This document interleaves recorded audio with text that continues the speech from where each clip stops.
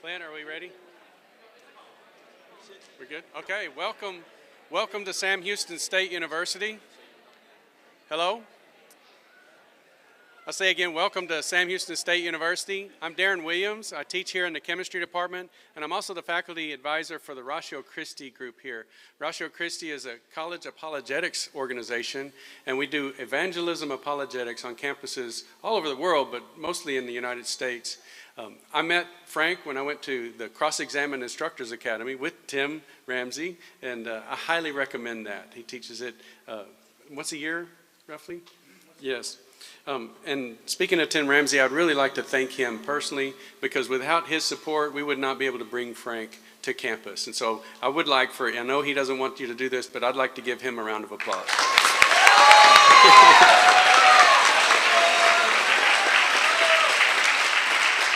I'd like also to bring up our student leaders for the Ratio Christi Club and have them introduce themselves. Hello, good afternoon. My name is Julian Villanueva. I am the president of Ratio Christi.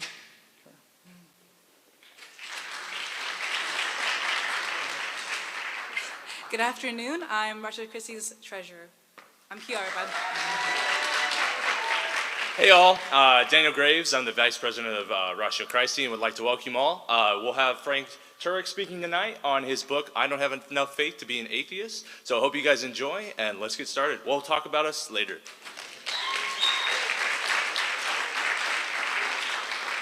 Thank you, Daniel. Good evening, cats. Good evening. Let's go back to September 29th, 2006. That's when Petty Officer Michael Mansour is United States Navy SEAL operating in Ramadi, Iraq. Mansour is standing on a roof in Ramadi, and he's standing in front of a doorway to this roof. He has two Navy SEAL teammates lying in the sniper-prone position at his feet. They've already taken AK-47 fire and a rocket-propelled grenade, but they're not exactly sure where the enemy is. There's a bit of a lull in the fighting. Insurgents have blocked off the streets in Ramadi, and there's someone on the loudspeaker in the town mosque yelling, "Kill the Americans!" As Mansour and his team are looking for the next attack, an insurgent from an unknown location throws a grenade up on the roof. It hits Mansour in the chest, and it falls to his feet. Due to the length of the throw, there's no opportunity to pick it up and throw it back. He has only a split second to make a decision. He can leap through the doorway behind him and save himself, but if he does, his two teammates lying at his feet will surely die. Mansour yells, "Grenade!" But instead of jumping backward to save himself, he jumps forward, chest first, onto the grenade. It detonates. 30 minutes later, 25-year-old Michael Mansour is dead. His two teammates lying at his feet receive only minor injuries because Mansour's body muffled the blast. One of the survivors said at Mansour's funeral, "Mikey looked death in the face that day and said, 'You will not take my friends, I will go in their stead.'" I've never seen a United States president cry until April of 2008. That's when President George W. Bush invited Mansour's parents into the East Room of the White House to give them their son's Medal of Honor posthumously. The president couldn't even get through the citation without breaking down. Since then, Mansour's High School in Garden Grove, California built a new stadium. They named it Michael A. Mansour Memorial Stadium. The golden trident insignia that the SEALs wear dominates the 50-yard line. January 2019, San Diego, California. The United States Navy commissioned the USS Michael Mansour, the newest guided missile destroyer in the fleet, Zumwalt class. There's only 3 ships in the world like this, and one of them is named after Michael Mansour. This is Mansour's mother, Sally, being escorted onto the ship, named in honor of her fallen son. Now, why did they do this?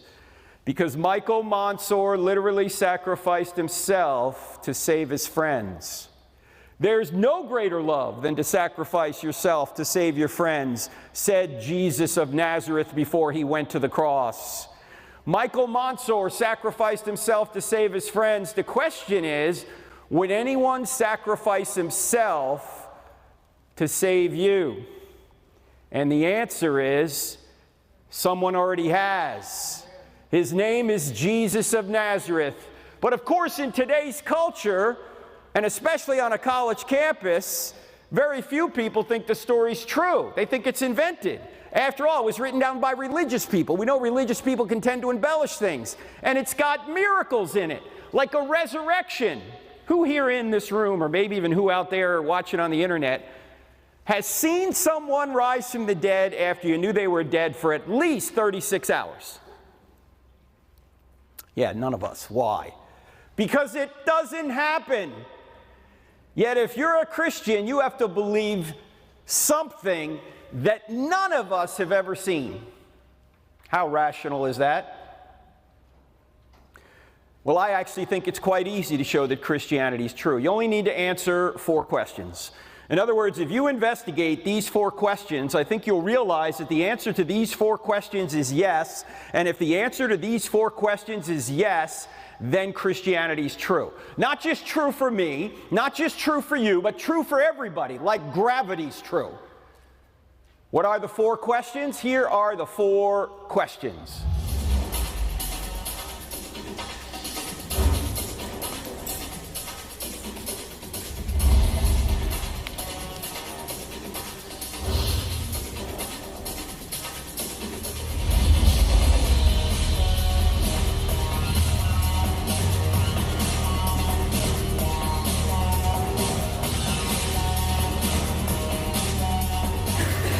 Now that is some pretty grooving music, isn't it? Yeah. That's actually from our TV show, which is on every Wednesday nights here in the Central Time Zone, 8 p.m. It's on NRB TV, which is on DirecTV channel 378. If you don't have DirecTV, it's on Roku. Does anyone here have Roku? You guys know what Roku is? Okay. Look for NRB TV on Roku at that time, 8 p.m. on Wednesday nights. If you don't have DirecTV and you don't have Roku, it's on this new technology sweeping Huntsville, Texas right now. It's called the Internet. Have you guys heard of this? Yeah, if you go to our website right up there in the corner, crossexamine.org, at that time you can watch this show streaming live. Right now we're probably about lesson 20 of a 22-lesson series on the top archaeological discoveries from Genesis to Revelation. And so if you want to check that out, you can. We're also on radio. In fact, the great Tim Ramsey told me it's on a station here locally. What did you say, 88.3? 88.3 Saturday mornings, 9 p.m. or 9 a.m. I should say, Central Time. But it's podcasted, so you can listen to it anytime you want. It's the I Don't Have Enough Faith to Be an Atheist podcast. We actually do 2 a week, and so you can check out wherever you get podcasts. And what we do on that particular podcast is we present evidence for Christianity, and we cross-examine ideas against it. Now, why are these the 4 questions? Truth, God, miracles, and the New Testament. And this is going to serve as our outline here tonight. First question, does truth exist? Christianity can't be true if there's no truth, yet you hear people saying there's no truth. You know, you got your truth, I got my truth, all truth is relative. Well, if there is no truth, Christianity can't be true. Of course, if there is no truth, atheism can't be true either, right? Now, of course, there's truth, ladies and gentlemen. I mean, if there was no truth, would you be coming to a university to learn aren't you here to learn truth, or are you here to learn opinions? What are you here to learn, right? Truth, right? If there was no truth, would you ever read a book? If there was no truth, could you ever catch someone in a lie? I mean, lies presuppose truth, so we're going to deal with that question first. Second question, does God exist? Christianity can't be true if there's no God. I hope to briefly mention 3 arguments tonight for the existence of God. These arguments are in the Bible, but you don't need the Bible to know them.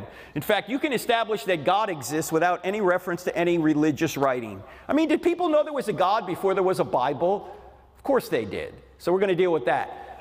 Third question, are miracles possible? I just asked you if anyone's seen a resurrection. Nobody has.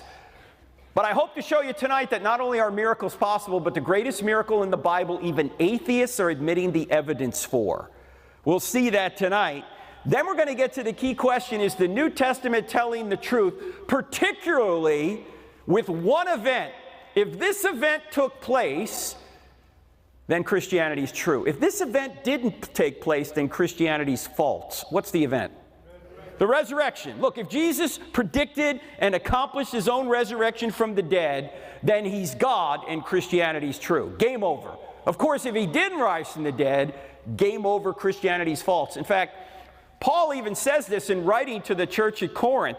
He says, if Jesus hasn't risen from the dead, your faith is in vain. In other words, Christianity is a religious worldview you can investigate and discover whether or not it's true. It's not just someone's philosophy. It's based on an historical event. If it happened, it's true. If it didn't, it's false. So what we're going to do is go through these 4 questions, and then we're going to get to Q&A. Well, actually, I don't think we're going to do Q&A. I think we're going to do all Q, no A. All right? Everyone gets to ask a question, takes all the pressure off me. All right. Now, we're going to do Q&A a little bit later, but we're going to start right here at point 1. Does truth exist? Are you guys ready to go? All right. Are you guys ready to go? All right, good. Now, whenever you start talking about truth, you always have to start with Jack Nicholson. Right? Because Tom Cruise had him on the witness stand, and he said to him, Colonel, I want the truth. And Nicholson said, you can't handle the truth. Cats, that was weak. If he said it that way, the movie would have gone nowhere. You can't handle. He didn't say it that way. Here's how he said it. You can't handle the truth. All right, let's try that again. I want the truth. You can't handle the truth. Now that felt better, didn't it?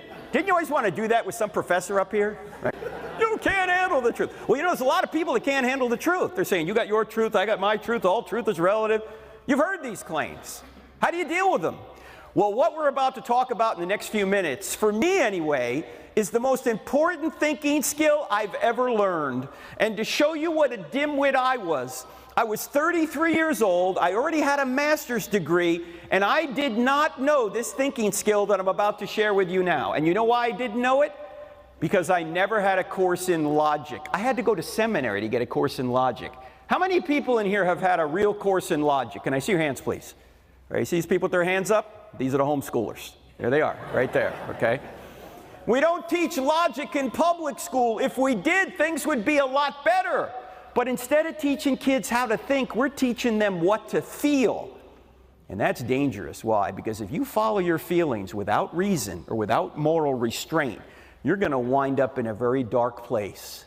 So what we're going to talk about today, here in the next few minutes, is something called the law of non-contradiction. It's a fundamental law of all logic. It says opposite ideas cannot both be true at the same time and in the same sense, right? So like, for example, we can't both be at Sam Houston State and not at Sam Houston State at the same time and in the same sense. It's one or the other, but not both. You with me? God can't both exist and not exist at the same time and in the same sense. He either exists or he doesn't, but not both. You still with me? All right, what we're going to do is take this law of non-contradiction and apply it to some of the claims we hear in our culture today. Claims that basically say relativism is true. Like, for example, this is probably the primary claim. There is no truth. This is postmodernism, relativism. If someone were to say there is no truth, you should ask that person a question. What should the question be? Is that true? Yes, is that true? Is it true that there's no truth? Because if it's true that there's no truth, the claim there is no truth can't be true, but it claims to be true. Did I say that right? Yes. I know that can give you intellectual constipation if you think about it long enough, because that's a self-defeating statement. If it's true, it's false. Because it claims to be true at the same time claiming there are no truths. It would be like if I said I can't speak a word in English. If I were to say that, what would you say? Hey man, you're using English to say it. Or it'd be like me saying my parents had no kids that lived. Or my brother is an only child, right? These are self-defeating statements. And you've got to get good at recognizing self-defeating statements. How do you recognize them? You turn the claim on itself. You turn the claim on itself. So if someone says there's no truth, you turn the claim on itself and you ask, is that true? Now, by the way, notice, you don't have to be unkind to do this. You're not making statements, you're asking questions. So if someone says there's no truth, you simply ask, is that true? Okay? And usually, all the responses start with is that or isn't that. So that this will help you out. Let's do a few more. Suppose someone were to say, there's no such thing as absolute truth. If you were to turn the claim on itself, what question would you ask back? Yeah, you could say, isn't that an absolute truth? because you can see that's an absolute truth claim, claiming there are no absolute truths. It's like saying I can't speak a word in English. Now, in our culture, it's not often said this way much anymore. It's more often said, or at least intimated, this way. There isn't the truth, only my truth. You know, you have your truth, I have my truth, you live your truth, I'll live my truth, we'll all get along. This sounds so right, doesn't it? It sounds like we all ought to believe this. It sounds so Oprah, doesn't it? Yeah, there's just one big problem with it.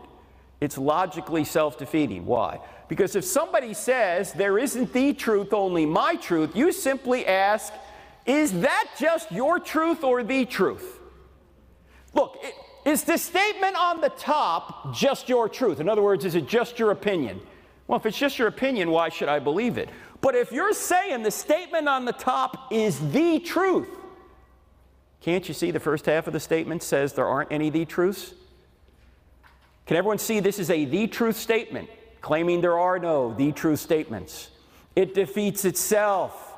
I know it's very unpopular in our culture to say this, but I got to say it anyway. There's no such thing as your truth. There's no such thing as my truth. There's just the truth. I mean, if you want to say you have your own truth, you might as well say I have my own math. I mean, imagine if Dr. Williams said, hey, Frank, can you hang out at Sam Houston State another day tomorrow? We've got a lot of work to do around here. In fact, if you could help me out, I'll pay you $10 an hour at the end of the day. You just tell me how many hours you work and I'll pay you. Now, actually, Dr. Williams would never do this. He doesn't pay that much. All right, but let's suppose I did. I hung out for the whole day, dawn to dusk. I'm done. He goes, okay, what do I owe you? Okay, look, I worked 15 hours times $10 an hour. You owe me $150,000. He's going to say $150,000. No, I owe you $150,000. And I go, oh, no, you don't understand. I have my own math.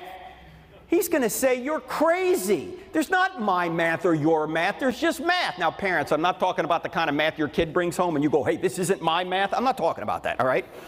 What I'm saying is there's one answer to a math problem. It's not my answer or your answer. It's the answer. And the same thing is true when it comes to truth. It either corresponds to reality, which is a definition of truth, or it doesn't. Now, this is probably the biggest one in our culture. You ought not judge, right? And by the way, if you're a Christian, Jesus said don't judge. Why are you judging? All right, put Jesus aside for just a second. What's the problem with this claim logically? If someone were to say, you ought not judge, you're going to say, isn't that judging, or isn't that a judgment? Or if they say you're not to judge, you might want to say, then why are you judging me for judging? You notice this is self-defeating, that it's a judgment itself? You say, wait a minute, Frank, didn't Jesus say don't make judgments? No, Jesus never said it. Sure he did. He said it in Matthew chapter 7, verse 1. This is right in the middle of his most famous sermon, the Sermon on the Mount. All right. I know this is going to sound odd for just a second, but stick with me. It's true. There are no verses in the Bible. There are no verses in the Bible. Do you think when Matthew was writing his biography that we now call a gospel, when he got to this point, he said, here's chapter 7, verse 1? No. When were the chapter and verse divisions added? Does anyone know? Yeah, about 500 years ago to help us navigate the text, which is really important.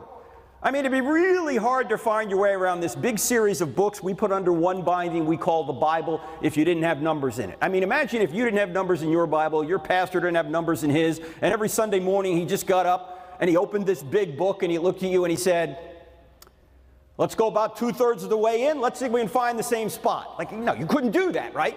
You need numbers to help you find your way around. The problem is we tend to think if it's got a number in front of it, we can take it out and make it say whatever we want, devoid of context. Newsflash, the Bible is not a list of Chinese fortunes.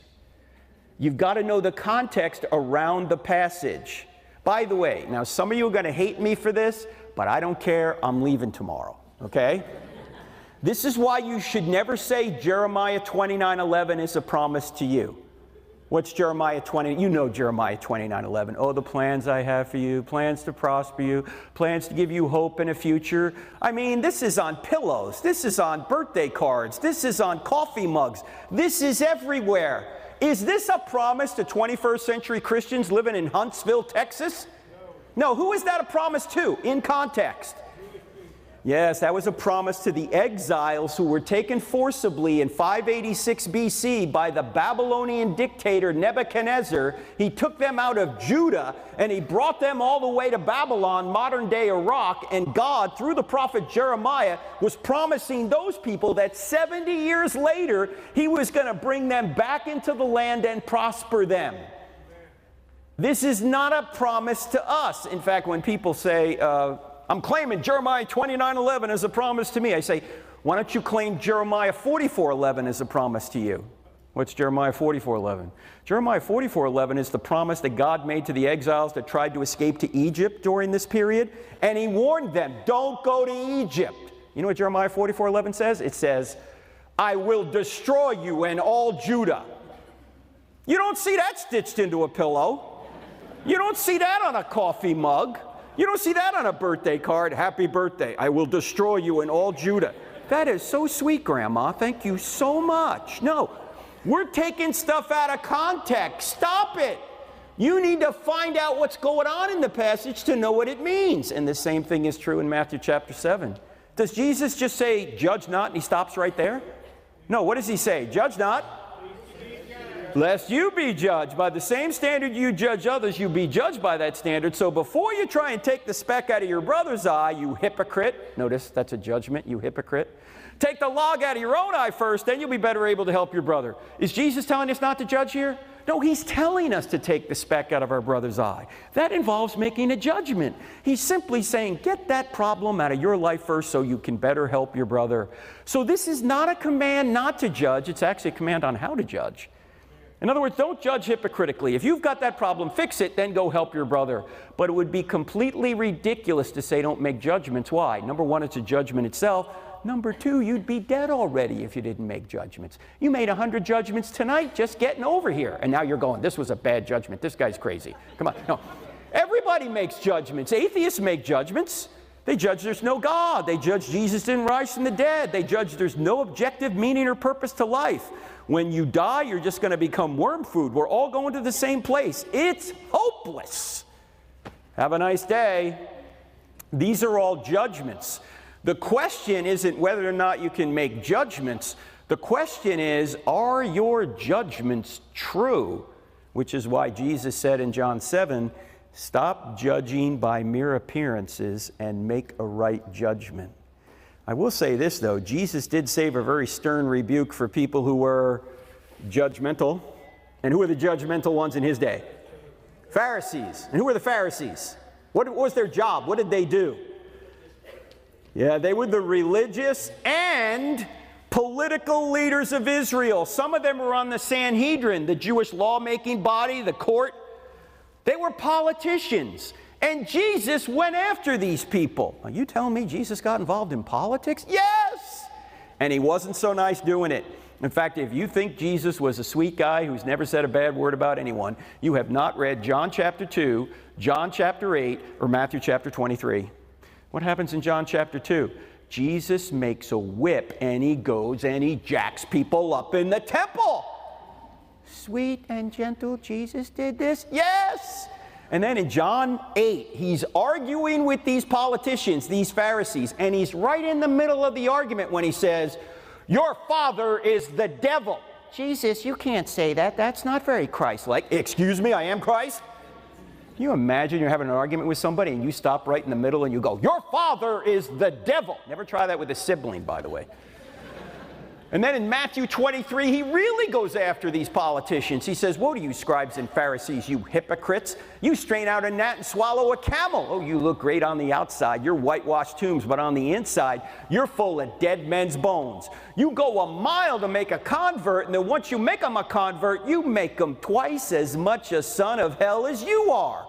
How will you avoid being condemned to hell? What? Sweet and gentle Jesus said this? Yes. Jesus was not Barney. Can't we all get along, boys and girls? No! I came to bring a sword. It's going to divide mother and daughter, father and son. How many of you have heard those passages talked about? Yet many of you in this room know those passages are true because you're divided in your own family over Jesus. And you should be. Because if Jesus is the truth, you ought to be following Jesus. Not your family, not your culture, not Fox News, not CNN, not anybody else, but Jesus. In fact, if Jesus was just skipping around saying love your neighbor, they never would have killed him. Why did they kill him? Number one, he claimed to be God. That was blasphemy to the Jews and sedition to the Romans. And number two, he annoyed some pretty powerful people like Caiaphas, the high priest. I think Caiaphas knew Jesus was the Messiah. Why? Because as soon as Jesus raises Lazarus from the dead, what does Caiaphas say? He wants to kill Jesus and Lazarus. He says, it's better that one innocent man die than the whole nation perish. He wanted him dead. Why? Well, if Jesus is the Messiah, Caiaphas is out of a job. Why? You don't need a temple. In fact, there's no temple anymore. Where's the temple? Yeah, look at the person next to you. If that person's a Christian, there the temple is. We're all living temples now. Caiaphas knew he was out of a job. And so he got very, very mad and decided to try and take matters into his own hands. In fact, we do this all the time, don't we? In fact, if somebody tells you the truth and you get mad at them, they just helped convict you. As Augustine said, we love the truth when it enlightens us. We hate the truth when it convicts us. A few military people in here, and by the way, I was in the Navy for 8 years, which stands for never again volunteer yourself. A few military people in here, you always get more flack when you're over the target. If you tell somebody something that's true and they're shooting back at you, you're over the target. They don't want their evil deeds exposed. Men love darkness rather than light, said Jesus. So, we have to make judgments, but we have to do so without being judgmental. You know, there's nobody in this room, there's nobody watching out there who's going to make it to God because you're any better than anyone else. We don't get to God on what we've done, we get to God on what He's done. Jesus has come to save us, so there's no room for being judgmental. We have to make judgments without looking down at people. Somebody put it this way: evangelism is just one beggar showing another beggar where the food is. Now, there are a lot more self-defeating statements, but we can't go through them all. We got to move on to the next point. But can everybody, let's sum it up this way. Can everybody see that this statement right here shoots itself? Can everybody see that? That relativism and postmodernism are false because they claim it's true that there is no truth. Now, tragically, many of our high schools and most of our universities have bought into postmodernism. Ladies and gentlemen, how does it make any sense to go to a school and pay thousands of dollars a year to have some professor tell you the truth that there is no truth? Why would you even be here? You're here to learn truth, I hope. And if you learn the truth and know the truth and accept the truth will set you free. Now, as I say, we go to a lot of colleges, and here's an event we did at the University of Wisconsin at Madison. And they love the Bible there about as much as the University of California at Berkeley does. And as you see, we have the microphone set up, and we have one here tonight, so a little bit later we'll get to questions. And when people get up to the microphone, if they express any hostility at all, I sometimes ask them a question, and I may ask you a question. If you're not a Christian, thank you for being here, but if you ask a question, I may ask you this question, but it's not fair for me to do that without giving you time to think about it, so I'm going to tell you the question right now. Here's the question. If Christianity were true, would you become a Christian? I've had atheists stand at that microphone in front of hundreds of people and say, no! No? Wait, I thought you claimed to be reasonable. I thought you claimed to be rational. How is it you wouldn't believe something that turned out to be true? Because it's not a matter of reason. It's not a head problem. It's a heart problem. They don't want it to be true. They don't want there to be a God. Why? Because they want to be God over their own lives. They're not on a truth quest. They're on a happiness quest. And they're just going to believe whatever they think is going to make them happy. And by the way, Christians fall into this quite a bit too, right? We just believe some things just in order to make us happy. We're not sometimes on a truth quest. Sometimes we're on a happiness quest. Here's the problem. You can make yourself happy over the short term, doing a lot of fun, but ultimately selfish and sinful things. Yet over the long term, it's a disaster. And everyone in this room over 40 years old knows what I'm talking about because many of us have tried it ourselves. I'm going to live my way. I'm going to do what I want to do, when I want to do it, with whom I want to do it, whenever. No, you're not. Not very long. I mean, yeah, it'll last a little while, but who's going to put up with that long term? If you become a complete me monster, everything's all about you, you know what's going to probably happen? You're going to wind up divorced, addicted, broken, alone, and probably prematurely dead. If you want contentment, you got to go straight through truth, and Jesus, as we'll see, is the truth. So always ask the question, if Christianity were true, would you become a Christian? If the person hesitates or says no, not a head problem, heart problem. By the way, an atheist can ask you a question if you're a Christian. If atheism were true, would you be a Christian? Or you just believe in this because you find it convenient? It's a good question either way, isn't it? All right, so truth does exist. The next question we're going to look into, is it true that God exists? And I mentioned that there are three arguments we're going to look at. We don't have time to go into a lot of depth. There are more arguments for God than this, but these are the three we center on in the book, I Don't Have Enough Faith to Be an Atheist. The first argument is the argument from the beginning of the universe, known as the cosmological argument. Now, cosmological comes from the Greek word cosmos, which means world or universe, and it says if the universe had a beginning, it must have had a beginner. The second argument is the argument from design, also known as the teleological argument, and telos is a Greek word meaning design or purpose. It says if there's design in the universe and design in you, life, there has to be a designer. Now, these two arguments have some scientific evidence behind them. We'll see a little bit of that here in a minute. The third argument doesn't have any science behind it. It's more philosophical in nature, yet it's the argument you've intuitively understood since you were a very small child. It's the argument from morality known as the moral argument. And it says if there's one thing morally wrong out there, just one, like it's wrong to torture babies for fun, or it's wrong to murder people, then there has to be a God. Why? Because if there is no standard beyond humanity that we're all obligated to obey, everything's just a matter of opinion. That's just your opinion against a baby torturer's opinion, or your opinion against a murderer's opinion. Well, we know those moral issues aren't just matters of opinion, that it's really wrong to murder and torture babies for fun. Therefore, there must be a standard outside of ourselves that we're obligated to obey. That standard is what we mean by God's nature. Any deviation from that standard would be evil. Now, we're going to get to that argument a little bit later, but we got to start at the beginning. Come on. Now, you got to admit, it was worth coming tonight just to see God do that. Did you see that? Some of you said, I've never seen God move. Oh, really? Check this out.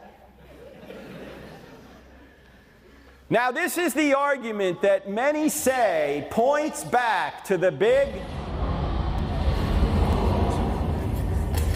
Now, I know there's some people in here going, Frank, you know, we're Christians in here, and we don't believe in the Big Bang. You guys don't believe in the Big Bang? I believe in the Big Bang. I just know who banged it. In fact, the evidence for the Big Bang is so good that even atheistic scientists have long admitted it. Stephen Hawking, who was probably the top physicist in the world, at least the most well-known, until he died about 7 years ago, said this: almost everyone now believes that the universe and time itself had a beginning at the Big Bang. Now, Hawking tried to come up with another explanation other than God. He failed, but he's admitting the evidence that space, time, and matter literally came into existence out of nothing. And it's not just Hawking. Agnostic cosmologist Alexander Vilenkin wrote this in his book, Many Worlds in One. He said, with the proof now in place, cosmologists, by the way, a cosmologist is not someone that puts on your makeup, all right? Cosmologist studies the universe. Cosmologists can no longer hide behind the possibility of a past eternal universe. There is now no escape. They have to face the problem of a cosmic beginning. Now, there's two interesting words in this quote to me anyway. The first is the word proof. Why is that unusual? Because science, by definition, is tentative. New information can come in that'll overturn an existing theory. In fact, I know you can't trust everything on Wikipedia, but Wikipedia has a page of overturned scientific theories. You know, new information comes in, it overturns a previous theory. So they rarely use the word proof. However, Vilenkin is so convinced, because there's so many lines of evidence pointing to a beginning, that he's willing to call the beginning of the universe a proof. The other interesting word is the word problem. Why is it a problem that there's a cosmic beginning? Well, because scientists today believe in what is known as methodological naturalism, that we can't consider any causes other than natural causes. No supernatural, no intelligent causes. Here's the problem. If you can only consider natural causes, what could have caused nature itself? Only something outside of nature. Nature's the effect. It can't be the cause. This is why it's a problem. Now, we'll see the implications of this in a minute. We're not going to look at the evidence for this. Why? Number one, we don't have time. Number two, it's all in the book, chapter 3. And number three, it's not controversial. Even atheists are admitting the universe had a beginning. What is controversial is what caused the universe to have a beginning. We're going to get into that in a minute. But I want to show you one line of evidence or one argument from philosophy that I think shows beyond any doubt that the universe had a beginning. This is not going to be overturned by some future scientific theory. The Big Bang could turn out to be wrong, and this would still hold. And here it is. Let's take a look at this timeline. There's the present. There's yesterday. There's day before yesterday. There's last week. Let's say we don't know how far back that timeline goes into the past. Question: can that timeline be infinite into the past? No, why not? Yeah, because if there were an infinite number of days before today, this day, today, would never get here. Why? Because you'd always have to live another day before you got to this day. And if there's an infinite number of days before this day, you're never going to get to this day. But this day is here, so there can only be a finite or a limited number of days before this day. Are you guys with me so far? Am I sounding like Charlie Brown's teacher? I know this can get hard to get your mind around, but you can look at it this way. If the past were infinite, today never would have arrived. But here is today, so the past can't be infinite. By the way, this means that time had a beginning. If time had a beginning, what could have caused time? Only something timeless, something outside of time. If you're timeless, do you have a beginning? No. So this answers the question, who made God? The answer is no one. He's the unmade maker. He's the uncreated creator. He's the uncaused first cause. Look, there has to be an uncaused first cause. You can't go on an infinite regress of causes. Either God is the uncaused first cause or the universe is the uncaused first cause. Well, the evidence shows the universe is not the uncaused first cause. It had a beginning. As Sherlock Holmes says, by process of elimination, what you have left is your cause. Now, let's just jump to the bottom line on this. If the universe had a beginning, then it must have had a beginner. The evidence leaves us with one of the following two options. Either no one created something out of nothing, or someone created something out of nothing. Now, here's my only question. Which view is more reasonable? No one, which is the atheistic view, or someone, which is the theistic view? What do you think? Number two. I was at Texas A&M, not far from here, about, 15 years ago. I put this slide up, and an atheist said, I think number one is more reasonable. I said, number one? Let's look at number two for a second. Number two says, someone created something out of nothing. Now, that's a miracle, right? But at least you got a miracle worker. You got someone. Number one is a miracle with no miracle worker. That's clearly absurd. In fact, I said to the audience that night at Texas A&M, I said, to show you how seriously we all take the law of causality. Oh, by the way, the law of causality doesn't say everything has a cause. The law of causality says everything that comes to be has a cause. As I just mentioned, there has to be an uncaused first cause. Anyway, I said to the audience at A&M, to show you how seriously we all take the law of causality, that things don't pop into existence out of nothing, by nothing, without a cause. There is nobody sitting here in this auditorium tonight who is currently worried that as you sit here, a hippopotamus has appeared out of nothing, by nothing, in your dorm room and is currently pooping on your pillow. Right? You're not worried about that. You're not worried that a raging Bengal tiger is just going to appear out of nothing, by nothing, right here in this auditorium and start devouring people. Why? Because you know that things don't pop into existence out of nothing, by nothing, without a cause. And if the whole universe can do so, as some atheists seem to say, then why doesn't everything pop into existence out of nothing, by nothing, without a cause? Why don't Corvettes pop into existence out of nothing, by nothing, without a cause? Why don't MacBook Pros do so? Could have saved me like $3 grand. If you're hungry after this and you want to have a pizza, does it make sense to order one, or should you just sit in your dorm room and hope one pops into existence out of nothing, by nothing, without a cause? No. It seems to me the atheists have all the faith here. In fact, ladies and gentlemen, do you know that everyone believes in at least one miracle? Christians believe in this miracle and several others, but atheists believe in one miracle. Some atheists will say, no one created something out of nothing.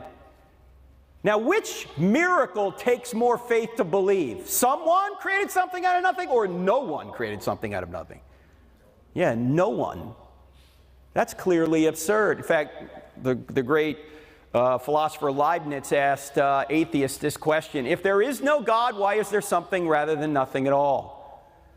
I mean, if there is no God, why do you exist? Why do I exist? Why does the universe exist? Why do the Dallas Cowboys exist? That's clear evidence that Satan is alive and well. Sorry, Cowboy fans.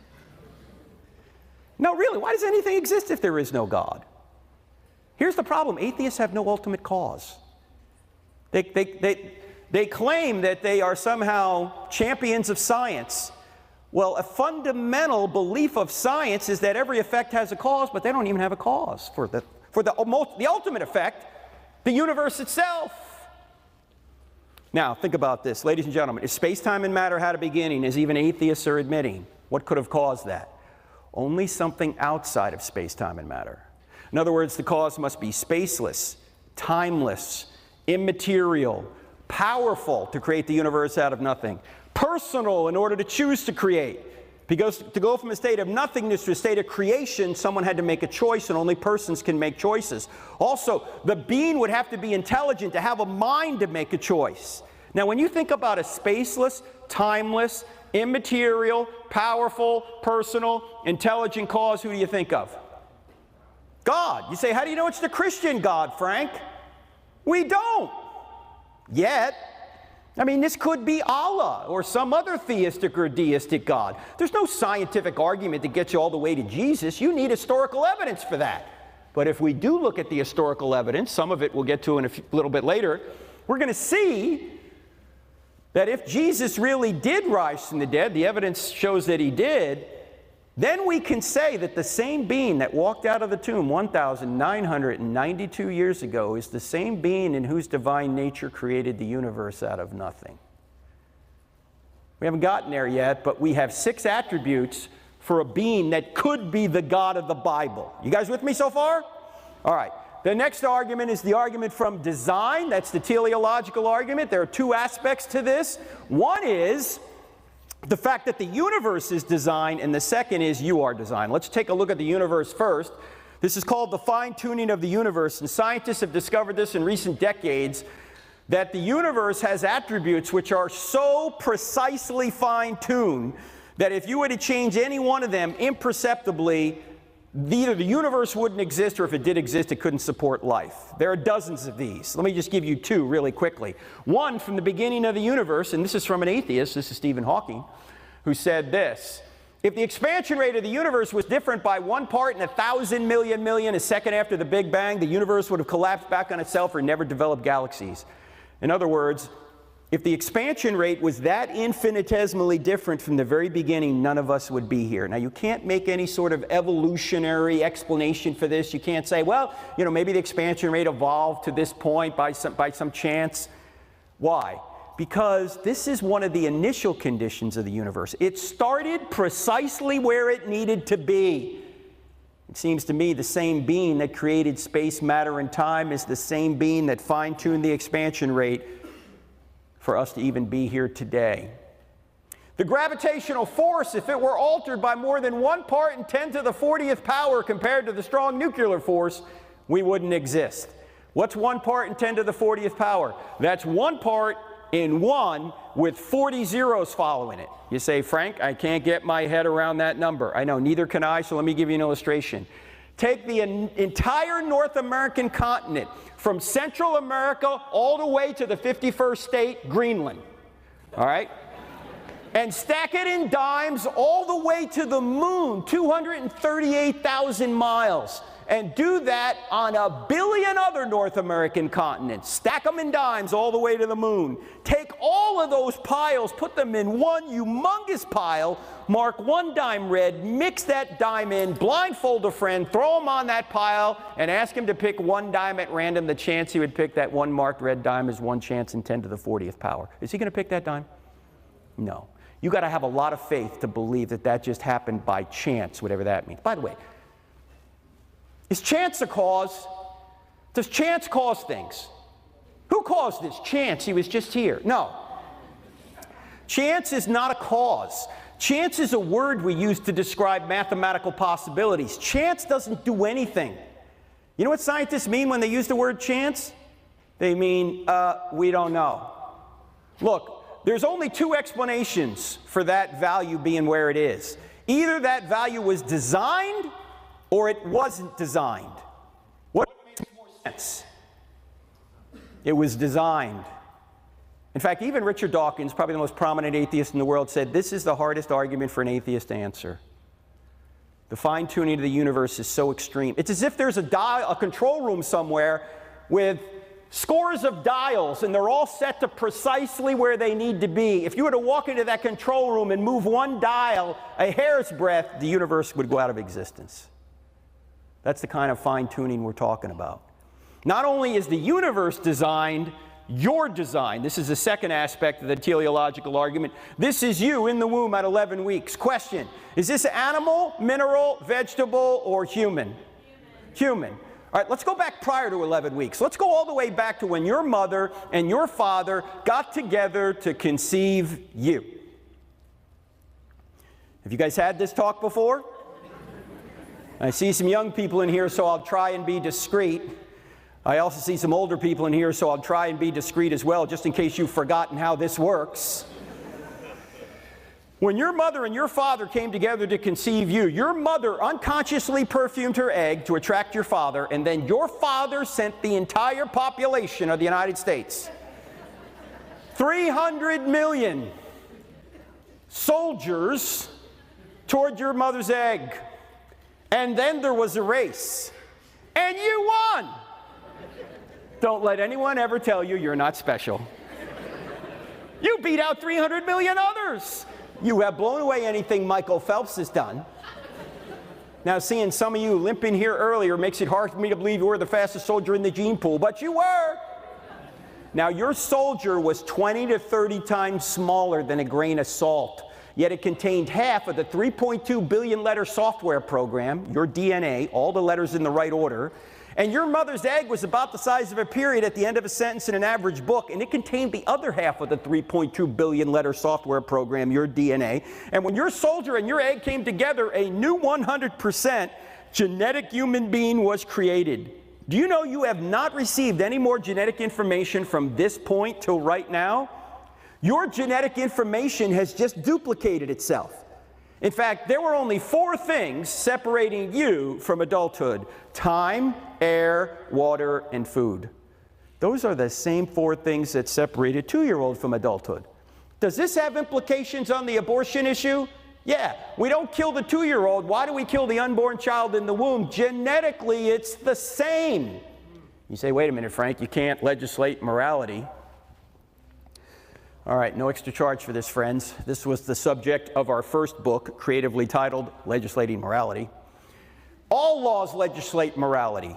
Every law declares one behavior right and the opposite behavior wrong. You can't think of a law that doesn't legislate morality. The only question is, whose morality will be legislated? And when people say, well, don't impose your morality on me, I say, why not? Would that be immoral? Because, you know, you're imposing your morality on me right now. You're saying I ought not impose ought nots, but you're imposing that ought not on me. Why do you get to impose ought nots, but I don't? Actually, there's a better answer. When someone says, don't impose your morality on me, I think you ought to say, this isn't my morality. I didn't make this stuff up. I didn't make up the fact that murder's wrong, that abortion's wrong, that rape is wrong, that you ought not mutilate the genitals of children. I didn't make up the fact that men were made for women and women were made for men, and the best way to perpetuate and stabilize society, which is the reason the government's involved in marriage to begin with, is to legally recognize that man-woman relationship over every other relationship. I didn't make any of this stuff up. This isn't my morality. This isn't your morality. This just happens to be the morality. The one Thomas Jefferson said was self-evident. The one the Apostle Paul said, the Gentiles are not of the law written on their hearts. Look, if you have a problem with immorality, you don't have a problem with me. I didn't make it up. You have a problem with the Creator upon whose nature this morality is derived. All right, no extra charge for that. Let's go back to this. From this point until right now, a construction project of astonishing complexity began taking place. Cells began multiplying at a rate of 4,000 cells per second. Brain cells began multiplying at a rate of 100,000 cells per second. For most of you anyway. Some cells became brain cells, others heart cells, others lung cells. How did they know how to do this? Nobody knows. Some cells went so far across you to become what they needed to become that it would be equivalent to you today walking across the United States alone. And that construction project continues to this very moment. You just made 4 million new red blood cells. You just made another 4 million new red blood cells. You just made another, knock it off. Are you thinking about this? Are you concentrating, going, wait a minute, Frank, I got to concentrate, new red blood cells coming up? No, this is just happening. How is it happening? Aristotle noticed something 2,400 years ago. Of course, he didn't know anything about blood cells, but he did notice that all of nature's going in a direction. If it's going in a direction, there must be someone directing it. Like, for example, why does an acorn, if it's properly nourished, always go in the direction of becoming an oak tree? Why doesn't it become an elm tree, or a birch tree, or a seahorse? You say, well, it's programmed to become an oak tree. Well, who programmed it? And by the way, is an acorn conscious? Is an acorn in the ground actively thinking, how do I become an oak tree? No! But it reliably goes in the direction of becoming an oak tree. If it doesn't have a mind of its own, yet it reliably goes in a direction, there must be an external mind directing it toward an end. That is what Aristotle called the unmoved mover. Thomas Aquinas came along in the 1200s AD and he said, this is going to be my fifth way to argue for God. That all of nature's going in a direction, so there must be a mind directing it. Now, ladies and gentlemen, this is not a Big Bang history cause. This is not something that happens in the past. This is a right now cause. Every single second the universe exists, it's being directed by a mind. You ever ask yourself, why are the laws of nature so consistent and persistent? Why do they do the same thing over and over again? Why does everything physical change, but the laws that govern physical things don't change? Because there's a mind behind. This is why we can do science. Because we have a rational world of reliable cause and effect. If we didn't have that, we couldn't do science. So God is actually needed for science because He has created this world and is sustaining this world. In fact, God is to the universe what a band is to music. If a band were up here playing the music, the band would be creating and sustaining the music. What would happen to the music the second the band stopped playing? Music's over. Same thing is true with God. He creates the universe, He creates the natural laws that govern it, and He creates you, and He sustains the universe, the natural laws that govern it. And He sustains you. If He were to pull His hand away, we'd all go out of existence. This is why even the Bible says, in Him we live and move and have our being. And Christ holds all things together. And the writer of Hebrews says, God sustains all things by His powerful word. Every single second the universe exists, it's being directed by a mind. It has a final cause, an end. That's how we can do science. All right. There's a lot more in the book on that, particularly a book, Stealing from God, that I wrote, but we got to move on to our final argument for God, and that is the moral argument. And probably the easiest way to communicate this, very briefly, is to talk football. Question. for you Kansas City Chiefs fans out there, or for anybody. How did you know that when Patrick Mahomes threw that pick six in the Super Bowl, that that was a bad play for Kansas City? How did you know that? This is the interactive portion of the program. What's that? Not just the rules. Yeah, you're getting at it. What does that mean? In order for you to know that the pick six was a bad play, what would you have to know? Not just the rules. How to win. Close. You got to know the purpose of the game, right? If there's no purpose to the game, you can't say that the pick six was a bad play and say if he threw a touchdown, which he did later in the game, that that was a good play, because you have no purpose. You see, only if you know the purpose, which is to score more points than the other team, can you say, well, this is a bad play because it actually scored points for them, and this is a good play, the touchdown, because we scored points for us. If there's no purpose, those plays are just different, but they're not good or bad. You need purpose to know whether something's good or bad. Now notice, in football, the purpose of the game comes from outside the game. So when the Chiefs and the Eagles played the Super Bowl, they didn't make up the purpose of the game. They didn't make up the rules of the game. When they got to the Super Bowl, everything was all set. Where did the rules come from? Well, it came from the commissioner and the competition committee, and it's enforced by the refs, but every once in a while they change the rules of football a little bit. Why? Because they can. Football's arbitrary. The rules could be different. Now, it's true that in life, the purpose and the rules come from outside the game as well, but they're not arbitrary because they come from God Himself. Most of them are based on His nature. And so the only way we can know that this is a good way to live and this is a bad way to live is if we know what the purpose of life is. If there's no God, there's no purpose, which means there's no good or bad way to live life. Without purpose, everything's just a matter of opinion. This is why Richard Dawkins famously said, in a world of blind repetition, in a world of just natural laws, where there is no God, there is no good or evil. There is no justice. We just dance to our DNA. But of course, we know that's nonsense. We know that, for example, murder is really wrong, and torturing babies for fun is really wrong. In fact, I submit to you that even atheists put moral standards on you. What's the biggest objection you get as a Christian? What is it? You're a hypocrite. Now, by the way, when somebody calls you a hypocrite, you know what I think you ought to say? Number one, you're right. I am. So? Do you realize that everyone's a hypocrite? Do you know anybody that perfectly lives up even to their own standards? No, we're all fallen.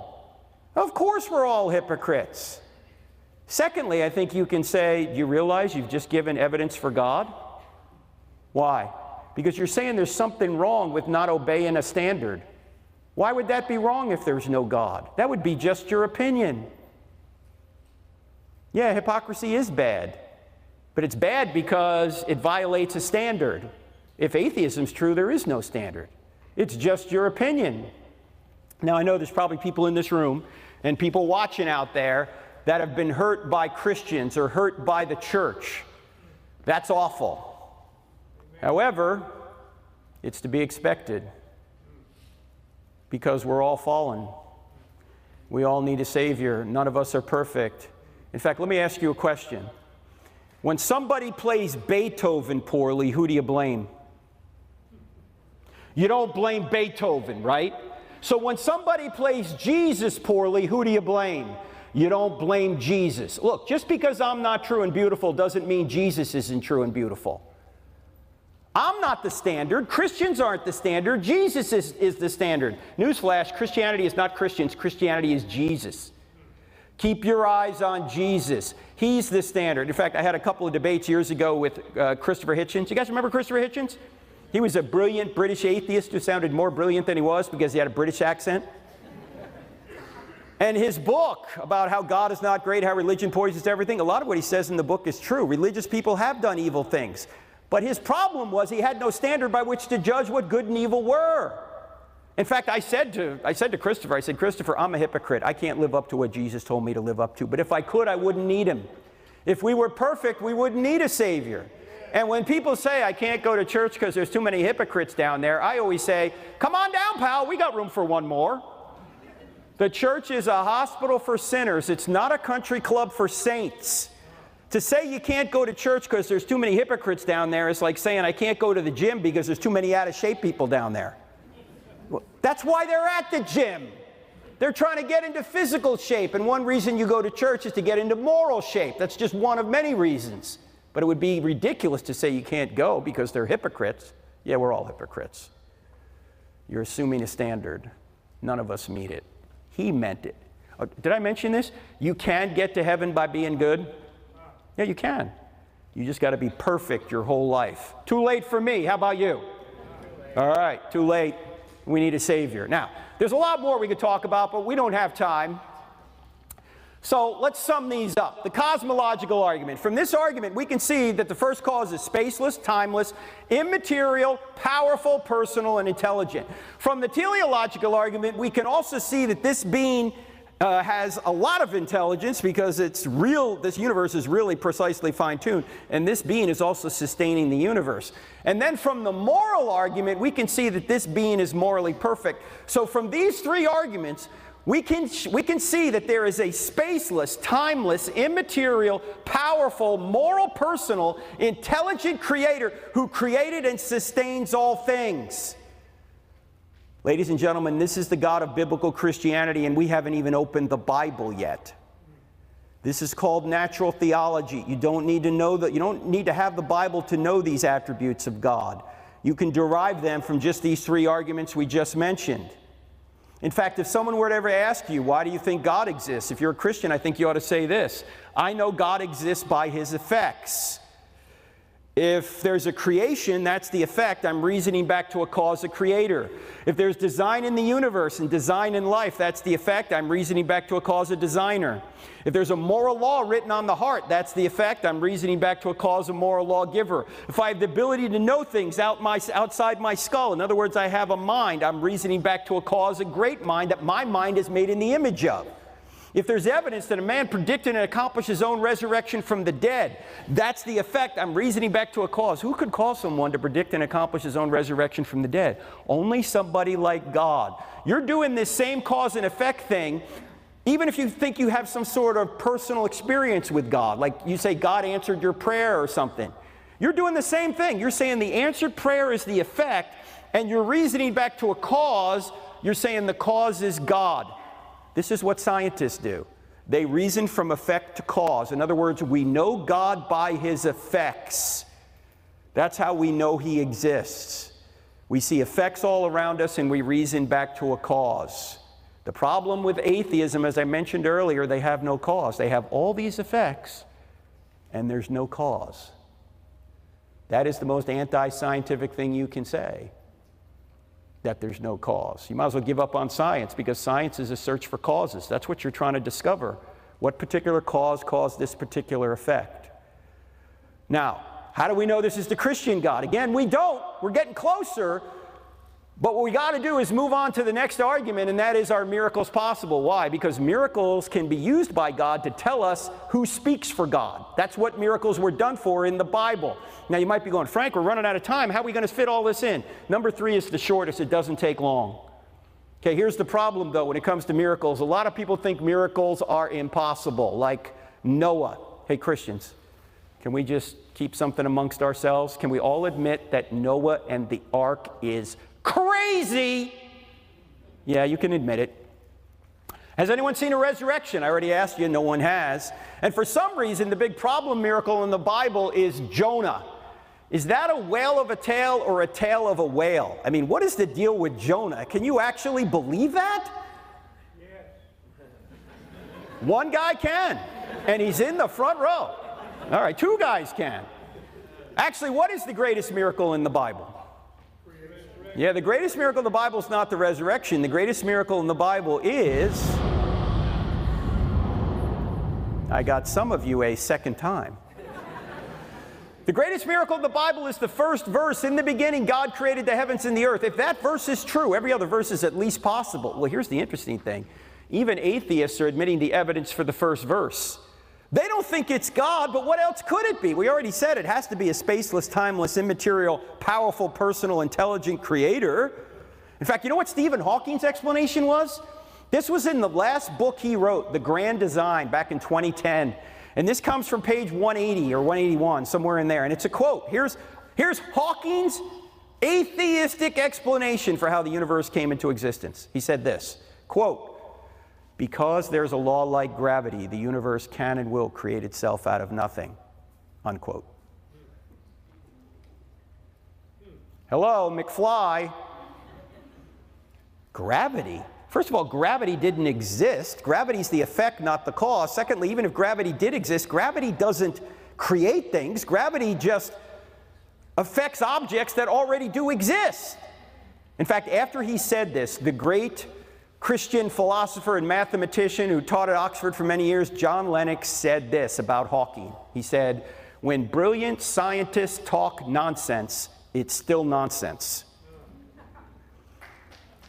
Yes, thank you. Clap for John Lennox back there. Absolutely. All right. So, if Genesis 1:1 is true, are these other verses at least possible? Look, of course Noah's crazy, unless God exists. Of course resurrections don't occur, unless God exists. Of course Jonah's a fairy tale, unless God exists. You can't rule it out. If Genesis 1:1 is true, every other verse is at least possible. Now, I know there's a lot of people say, well, I can't believe in miracles because I've never seen one. You know, you believe in a lot of things you've never seen. You believe in your mind. Have you ever seen it? You're using it right now. You believe in the laws of logic, the laws of mathematics. Have you ever seen those? No, you're using them right now. You believe in justice. Have you ever seen justice? Oh, you may have seen people treated justly or unjustly, but you don't see justice in itself because it's an immaterial quality grounded in the nature of God. You've never seen love, and everybody believes in love. In fact, in our second debate with Hitchens, a student from the College of New Jersey asked Hitchens this question. He said, "Christopher, what is love?" And Christopher, being a materialist, someone who believes that, you know, we're just molecules in motion. We don't have souls, we just have bodies. We don't have minds, we just have brains. We're just molecular machines. We're nothing but moist robots. That's what Hitchens believed. Here's how he answered the question, what is love? He finally said, it's a chemical. A chemical. I don't think that would have endeared him to his wife. Honey, do you love me? Yeah. Why? Well, because I got the chemical today.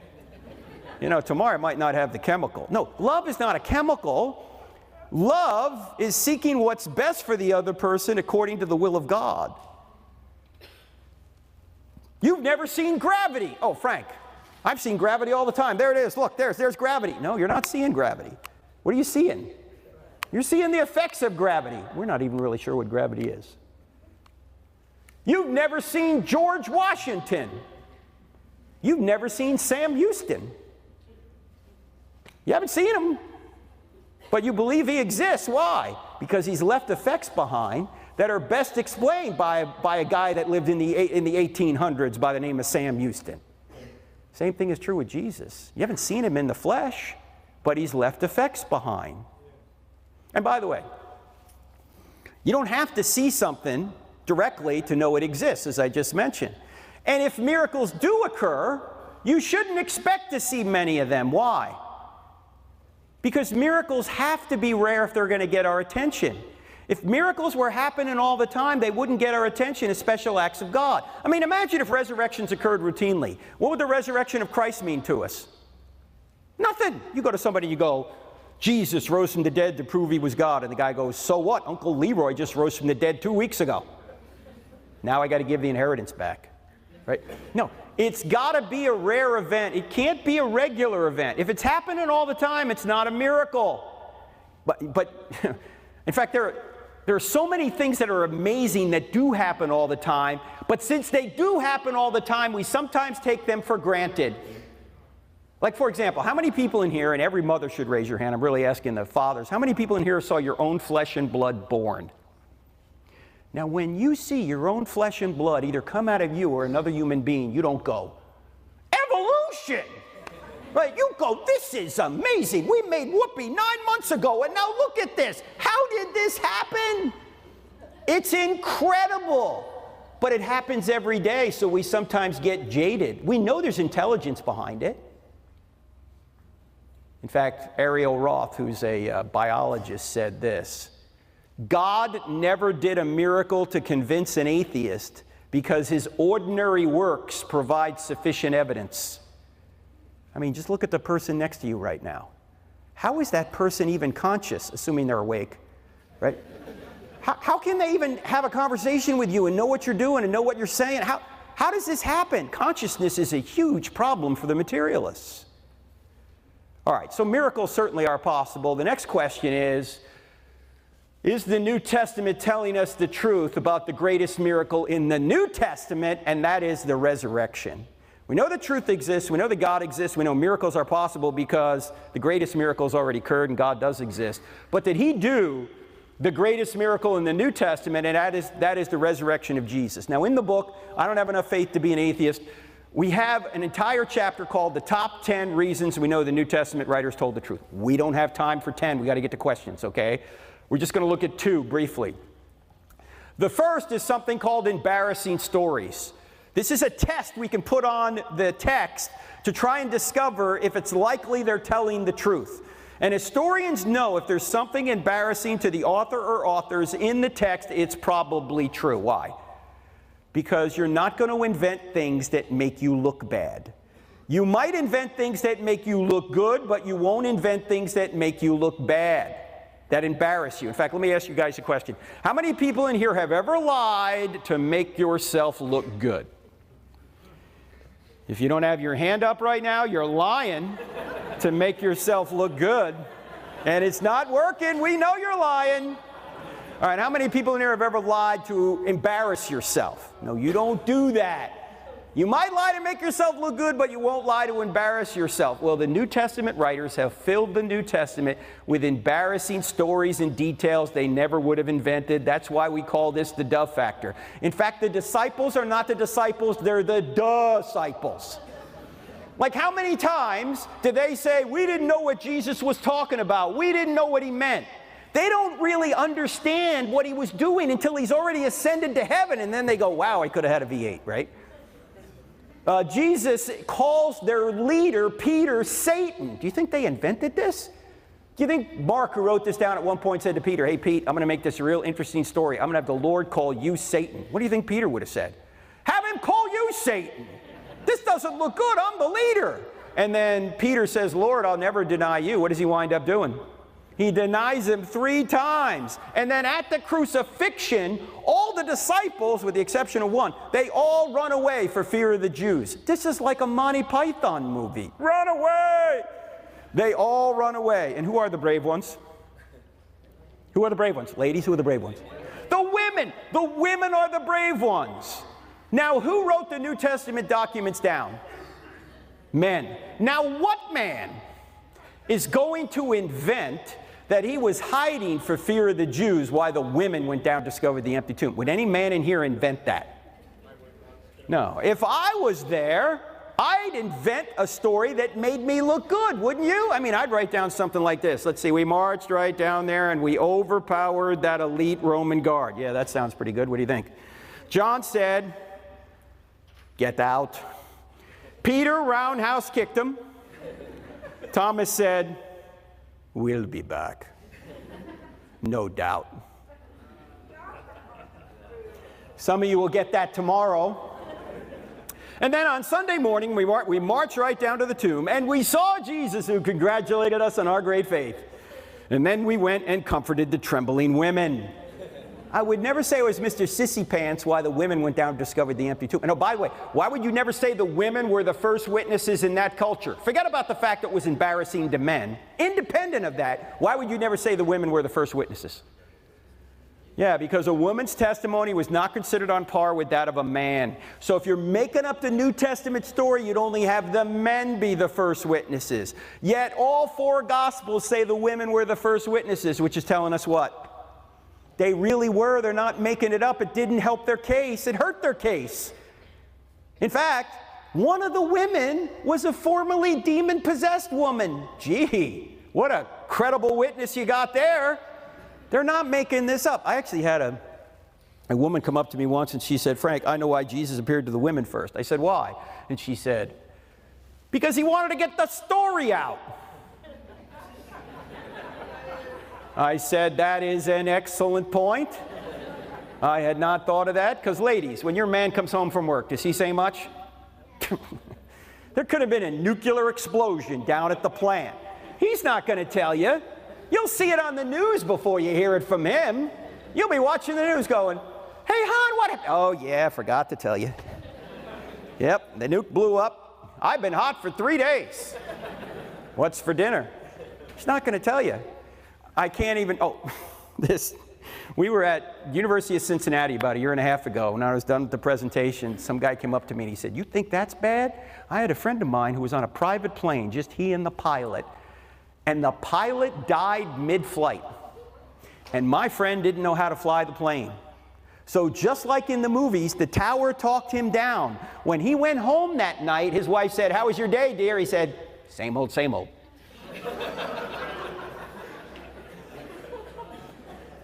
I can't even believe this next verse is in the New Testament, but it is. Do you know when Jesus takes his disciples up on the mountain in Galilee to give them the Great Commission? This is the end of the Gospel of Matthew. This is the climax of the whole thing where Jesus says, go, therefore, make disciples of all nations. Notice he doesn't say make believers. There's a difference.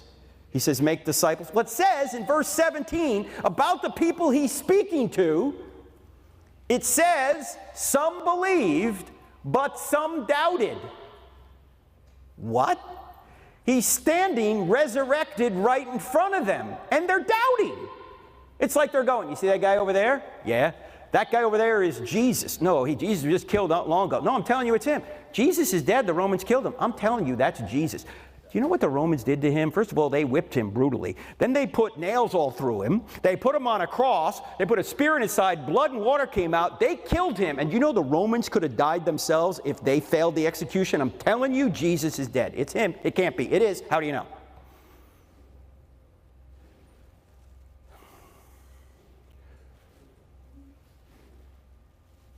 The women told me. They're not making this up. There's even potentially embarrassing details about Jesus in the text. Jesus is considered out of his mind by his own family who want to seize him and take him home. In Mark chapter 3, it says his family thinks he's nuts. That's not very flattering, is it? Jesus' brothers don't believe in him. We learn later that one of Jesus' brothers, James, the half-brother of Jesus, who wrote that little book in the New Testament called, man, you guys are sharp tonight, that he dies as a martyr, as the pastor of the church at Jerusalem. In Jerusalem, in 62 AD, he's thrown off the Temple Mount by the Sanhedrin, and then he's stoned to death. Do you know no New Testament document tells us this? You know who tells us this? Josephus, the Jewish historian, who may have seen this because he was in Jerusalem at the time, or he lived in that area. He lived from 37 AD to about 100 AD. He tells us that James is martyred. Why would James die as a martyr for his brother 30 or so years after the alleged resurrection, when before the resurrection, James didn't think Jesus was God? You know what happened? Jesus appeared to James. That's what 1 Corinthians 15 says. The oldest evidence we have for the resurrection, 1 Corinthians 15, an ancient creed. But before Jesus rose from the dead, James said, yo, bro, you're not God. After the resurrections, James said, yo, bro, you're God. Now, how many people in here have a brother? All right, how many people have a brother who thinks he's God? Yeah, you don't believe in him either, do you? Neither did James. Jesus is called a madman. He's called a drunkard. He's called demon-possessed. You think they invented this stuff? He has his feet wiped with the hair of a prostitute, which easily could have been seen as a sexual advance. And oh, by the way, there are two prostitutes in Jesus' bloodline. Who are they? Rahab and Tamar. Now, do you think Matthew, who put this genealogy together, said to himself, you know what, I really think I need to spice up the Messiah's bloodline a little bit. Let me put a couple of prostitutes in there, Rahab, Tamar. No, they're not making this up. In fact, there's a lot of shady people in the bloodline. Judah, from where we get the term Jew from, not a good guy. Judah's the guy that sold his brother into slavery, Joseph, to Egypt. And then he was the one that slept with his daughter-in-law Tamar, who was posing as a prostitute. And he is in the bloodline of the Messiah. David's in the bloodline. David, a man after God's own heart. Yeah, but he's a liar, adulterer, and a murderer. Gee, I guess there's hope for the rest of us then, too. What do you think? Bathsheba's in the bloodline. In fact, when Matthew gets to her in the genealogy, he won't mention her name. What does he say instead? Uriah's wife. He's telling the truth, but it's a slam. Who's Uriah? Husband of Bathsheba, whom David had killed so he could cover the crime and have Bathsheba. Do you think they invented this? You know, we just got back from a trip to Egypt. And when you go to Egypt and you look at their monuments are just, they're just halls of propaganda about how great the pharaohs are. And the newest pharaoh is greater than the older pharaoh. There's nothing negative in there about the pharaoh. Why? Because they didn't record that kind of stuff. It was all propaganda. By the way, our political parties are the same way. You notice that? Doesn't matter what political party it is, they're always spinning stuff to try and show how great they are. They rarely admit a mistake. The Bible's not like that. The Bible admits all the warts and faults of the people. In fact, Dennis Prager, you guys know who Dennis Prager is? Conservative Jewish man, not a Christian, but a Jew, says, the main reason I believe the Old Testament's true is because no people group would ever invent such an embarrassing history of themselves. He's right. But I would ask Dennis, if embarrassing testimony works for the Old Testament, why doesn't it work for the New? There's plenty of embarrassing testimony in the New Testament as well. All right? Now, there's more in the book, but we got to go to our final reason here, and that is excruciating deaths. This is the argument that says that these men who were in a position to know whether Jesus had resurrected or not died excruciating deaths when they could have saved themselves by saying, look, it never happened. Now, it's really important to keep in mind that the people who wrote down the New Testament, with the exception of Luke, Luke is a Gentile, everybody else is a Jew. These are God's chosen people. They thought they had a relationship with God for hundreds of years. And suddenly they're changing their belief system dramatically overnight. You know, they didn't think a guy could claim to be God. That was blasphemy. And they didn't think one guy would rise from the dead in the middle of time. They knew we'd all rise from the dead at the end of time because that's what Isaiah and Daniel say. But they didn't think one guy would rise from the dead and claim to be God. You know what they wind up saying? That one man claimed to be God and rose from the dead. Against their belief system. In fact, it's really important to keep in mind the apostles' beliefs and practices before and after the resurrection. Look, before the resurrection, they believed in animal sacrifice. They've been slaying lambs to Yahweh for hundreds of years. And then suddenly Jesus comes along and they go, we don't need to slay these lambs anymore because these lambs are just symbols of the Lamb of God who takes away the sins of the world. Here he is. Christ's life has fulfilled that. Before, they believed in a binding law of Moses. Afterwards, Christ's life fulfills the binding law of Moses. Before, they believed in strict monotheism. Afterwards, a Trinity, 3 persons in one divine essence. Yes, I know the Trinity you can find in the Old Testament, but it's much more pronounced in the New. Before, they believed in the Sabbath. In fact, they thought they could be stoned for not obeying the Sabbath. Afterwards, they're worshiping on Sunday, and Paul goes on to say, don't let anyone tell you you have to obey any Sabbath or festival day. Why? What does the Sabbath represent? Rest. Who's our rest? Jesus is our rest. We rest in him. We don't work. Jesus does all the work. Before, they believed in a conquering Messiah. Afterwards, they believed in a sacrificial Messiah. Well, Jesus is going to come back and conquer. We know that. But they didn't really anticipate the sacrificial Messiah. Before, they believed in circumcision. Afterwards, they believed in baptism and communion. Now, just for a second, let's go back to embarrassing testimony for a second. Ladies and gentlemen, do you think anybody who was inventing a religion would invent circumcision as their price of entry? Like, who would do this? What do I got to do to join your group? What?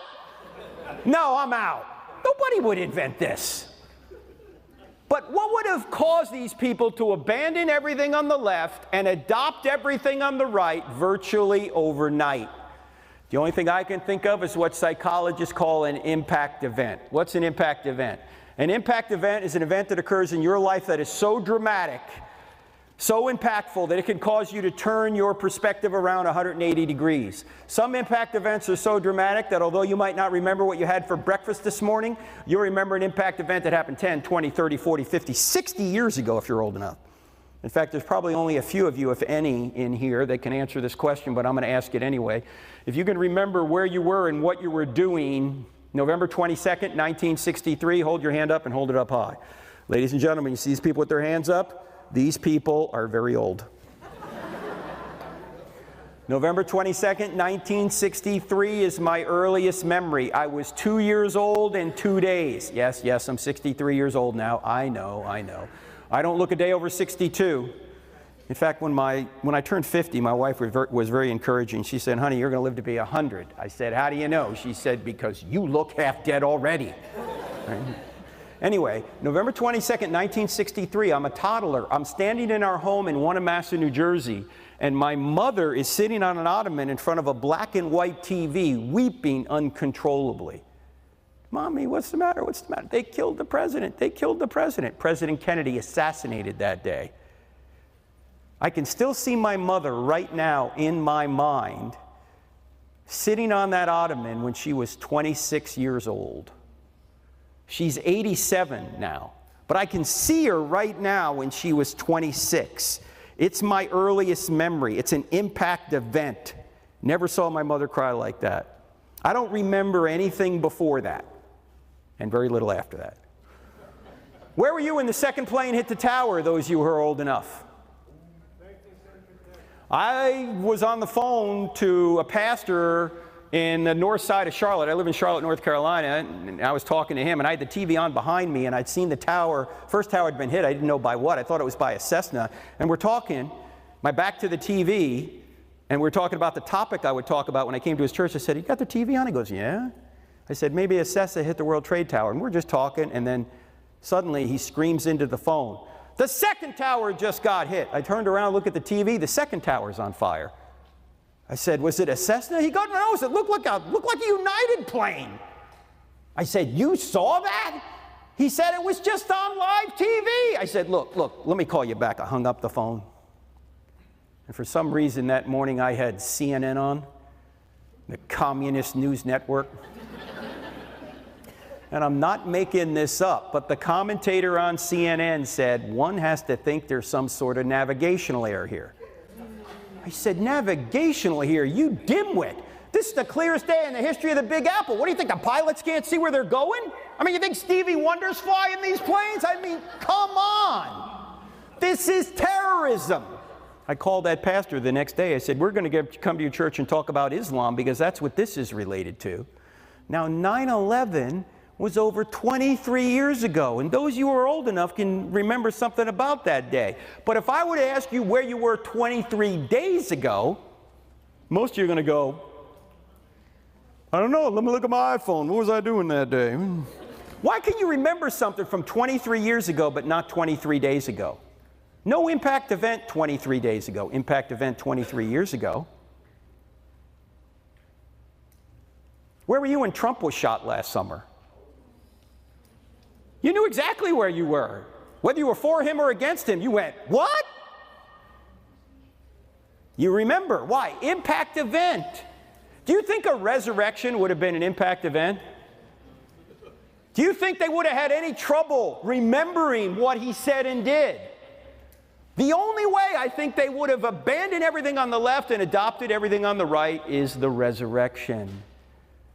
Especially to get themselves beaten, tortured, and killed. In fact, what did the New Testament writers have to gain by making up a new religion? By making up a new religion, they got kicked out of the synagogue, and then they got beaten, tortured, and killed. Last time I checked, that was not a list of perks, right? In fact, what motive did they have to make it up? They had every motive to say the resurrection did not happen, not every motive to say it did. You know, I get this question a lot, maybe you do if you're a Christian. Are there any non-Christian writers that talk about Jesus and the apostles? Yes, they're all in chapter 9 of I Don't Have Enough Faith to Be an Atheist. But I often think that there is an illicit assumption underneath that question. You know what the illicit assumption is? You really can't trust the New Testament writers because you see, they were biased. They were Christians. You got to trust the non-Christian writers to figure out what really happened. If you think about that for more than 5 seconds, you'll realize how stupid that is. What did these people have to gain by saying it was true? Nothing. They had everything to lose by saying it was true. They had no motive to invent it. Some of you might know my friend J. Warner Wallace, the cold case homicide detective, who's been on Dateline more than any other homicide detective because he solves murders decades old. And Jim says, by the way, he's used his homicide skills to study the greatest homicide of all time, the homicide of Jesus, and he wrote a book called Cold Case Christianity. His same name of his website, coldcasechristianity.com. Anyway, Jim says whenever he finds a body that he knows has been murdered, he says, I don't need to track down 1,000 motivations as to why that guy was murdered. I know that guy was murdered for one or more of these 3 reasons. There was either a sex issue, a money issue, or a power issue. Sex, money, or power are the 3 motivators that can drive people to murder. In fact, they're the same 3 motivators that can drive any of us to sin. Why? Because sex, money, and power are good things. In fact, they're so good, we'll often take shortcuts to get them. That's why we do it. So Jim says, you got to find one or more of those 3 motivators if you're going to say these New Testament writers invented this. Okay, let's take a look at it. Ladies and gentlemen, did the New Testament writers suddenly get real popular with the ladies for saying Jesus had resurrected from the dead? No, they didn't get sex. Did they get money? No, they weren't 21st century prosperity gospel preachers. Did they get power? No, they got the opposite of power. They were persecuted. Paul had power when he was persecuting the church. As soon as he becomes a Christian, he's the one persecuted. They didn't get sex. They didn't get money. They didn't get power. There's no motivation to make this up. And then why would they go die for a known lie? You say, wait a minute, Frank, if you're going to say that martyrdom proves Christianity, don't you have to say that martyrdom is evidence for Islam? No. Why? Because there's a lot of differences between the Muslim martyrs and the New Testament martyrs. But let me just give you one difference for our purposes here. The Muslim martyrs haven't witnessed anything that tells them that Islam is true. They just have faith. The New Testament martyrs, on the other hand, witnessed the resurrected Jesus. They saw Jesus. They touched Jesus. They ate with Jesus. They verified it with their own senses that Jesus had risen from the dead. Some people will die for something they think is true, but is actually false. Nobody will die for something that is false, and they know it's false. The New Testament writers were in a position to know that it wasn't false, it wasn't a lie, and they went to their deaths anyway. You can't get better evidence than that unless you were there yourself. Now, last thing, before we get to the finish here, and that is, well, first of all, it's going to sound like heresy for those of you who, like me, believe the Bible is the inerrant Word of God, but it's not. Just stick with me. Christianity is not true because a series of documents we put under one binding we call the Bible says it's true. In fact, Christianity would be true if the Bible never existed. You say, how can that be? Ladies and gentlemen, do you realize there were thousands of Christians before a line of the New Testament was ever written? Why? Because Christianity did not begin with a book. Christianity began with an event, the resurrection. They witnessed the resurrection themselves, or knew trustworthy people who had. That's why they then went and wrote it down. In other words, the book did not create Christianity.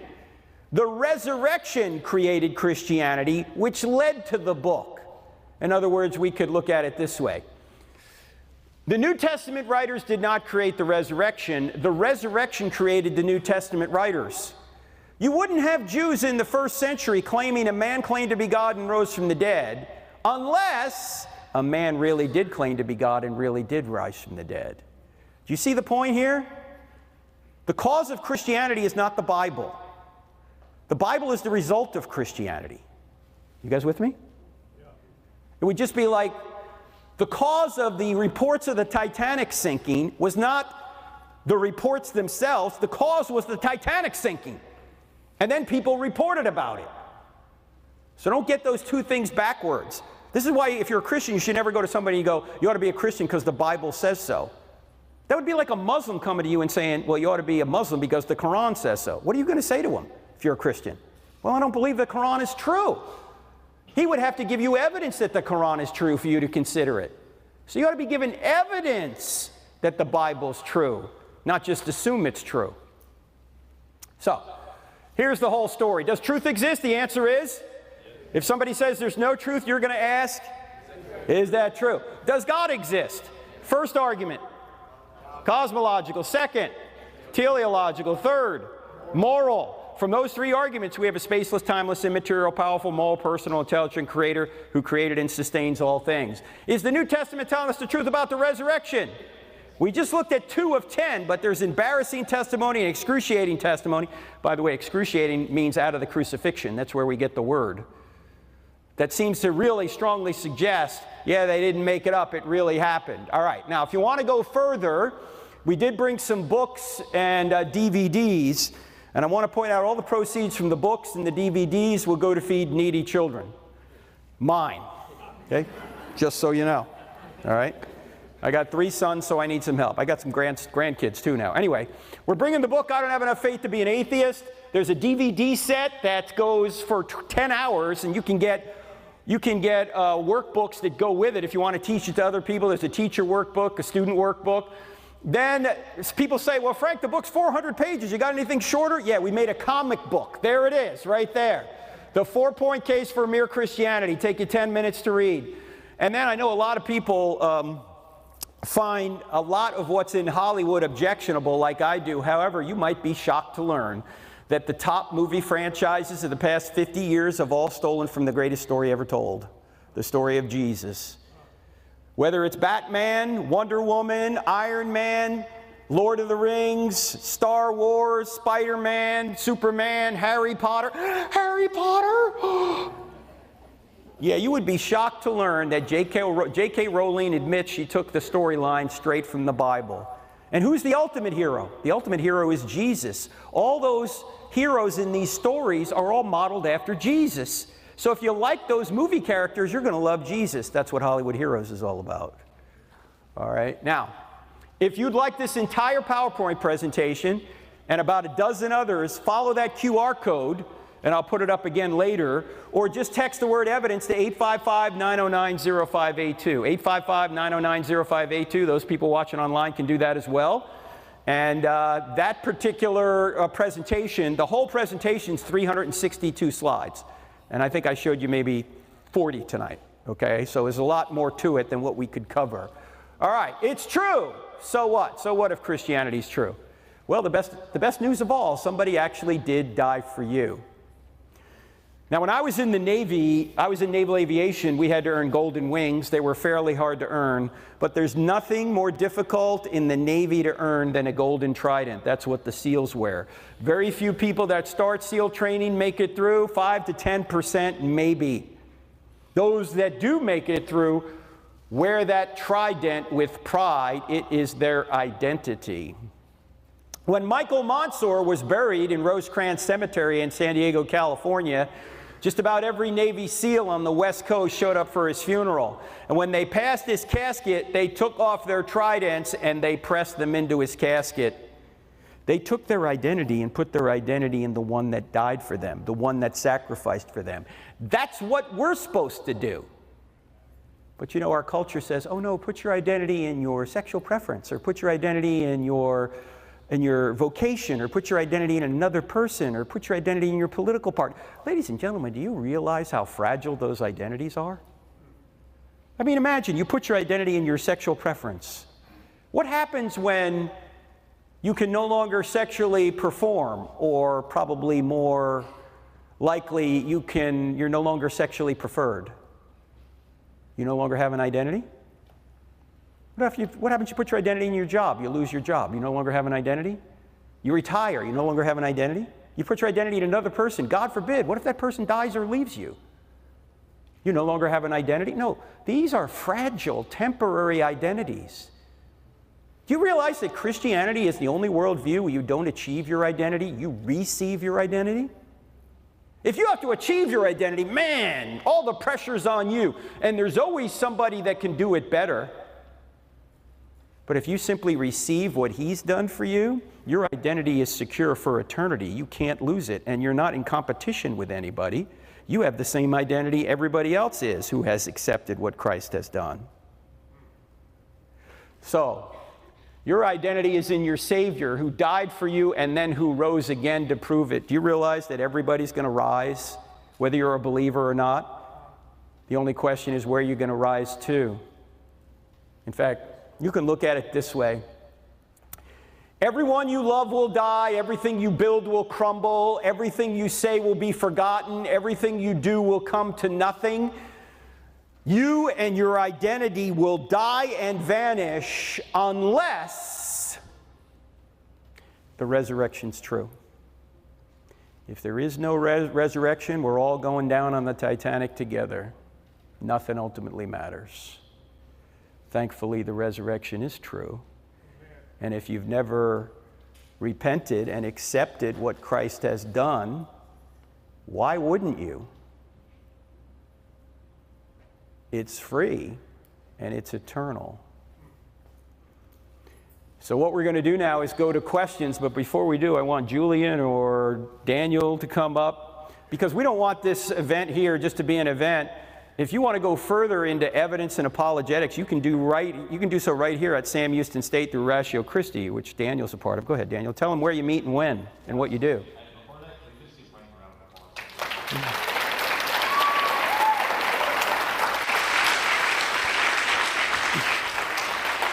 Before you is just an example of what apologetics stands for defending truth and reason in Christianity.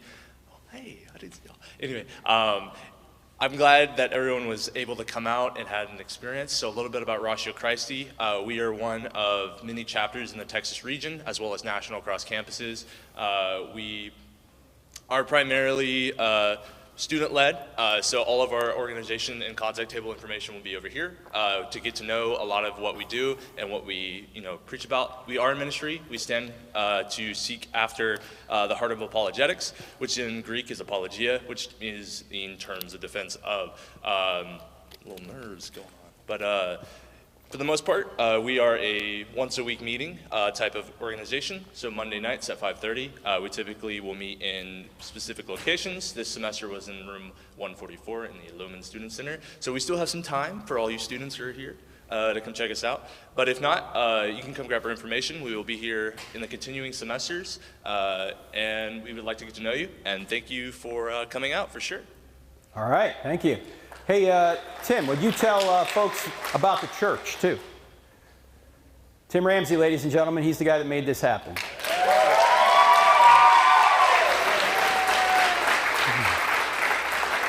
Okay, I'm the front guy, but I am very grateful to be a part of a church that believes in upholding the truth. I'm with Fellowship of Huntsville Church.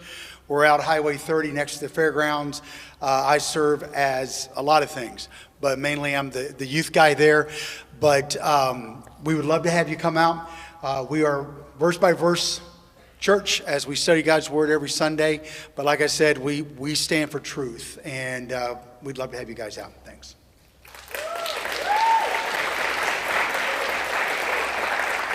The best youth guy in America, the great Tim Ramsey, ladies and gentlemen.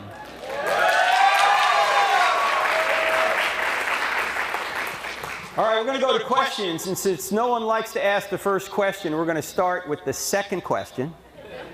And you got to come up to the microphone, otherwise the people in internet land won't hear you. And if anyone, once we get a line going, if anyone disagrees or is not a Christian and wants to ask something like that, just raise your hand and come to the front of the line. So let's start with the second question. Second question, somebody. Come on. All right. We got one gentleman's coming up right now. Yes, sir. What's your name? Hey, my name's Andrew. Andrew, go ahead, sir. Yeah, thanks, Frank. And this is actually from my son Riley, who he's 12 years old. We homeschool our kids, so and he's a great thinker. Tons of great questions.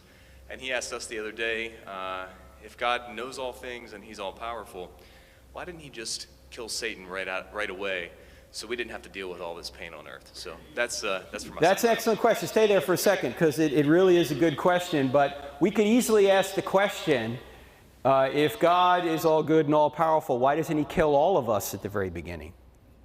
Right? Because we all do evil at some point. The reason that God doesn't kill us right away is we wouldn't get very far, quite obviously. And secondly, God can even bring good from evil. In fact, Christianity is the answer to the problem of evil. Do you realize that if Satan had never sinned and none of us had sinned, that Jesus would not have to add humanity to his deity and come to earth to rescue us? But because we sin, the only way an infinitely just God can allow unjust creatures like me and you to go unpunished is if he punishes an innocent substitute in our place.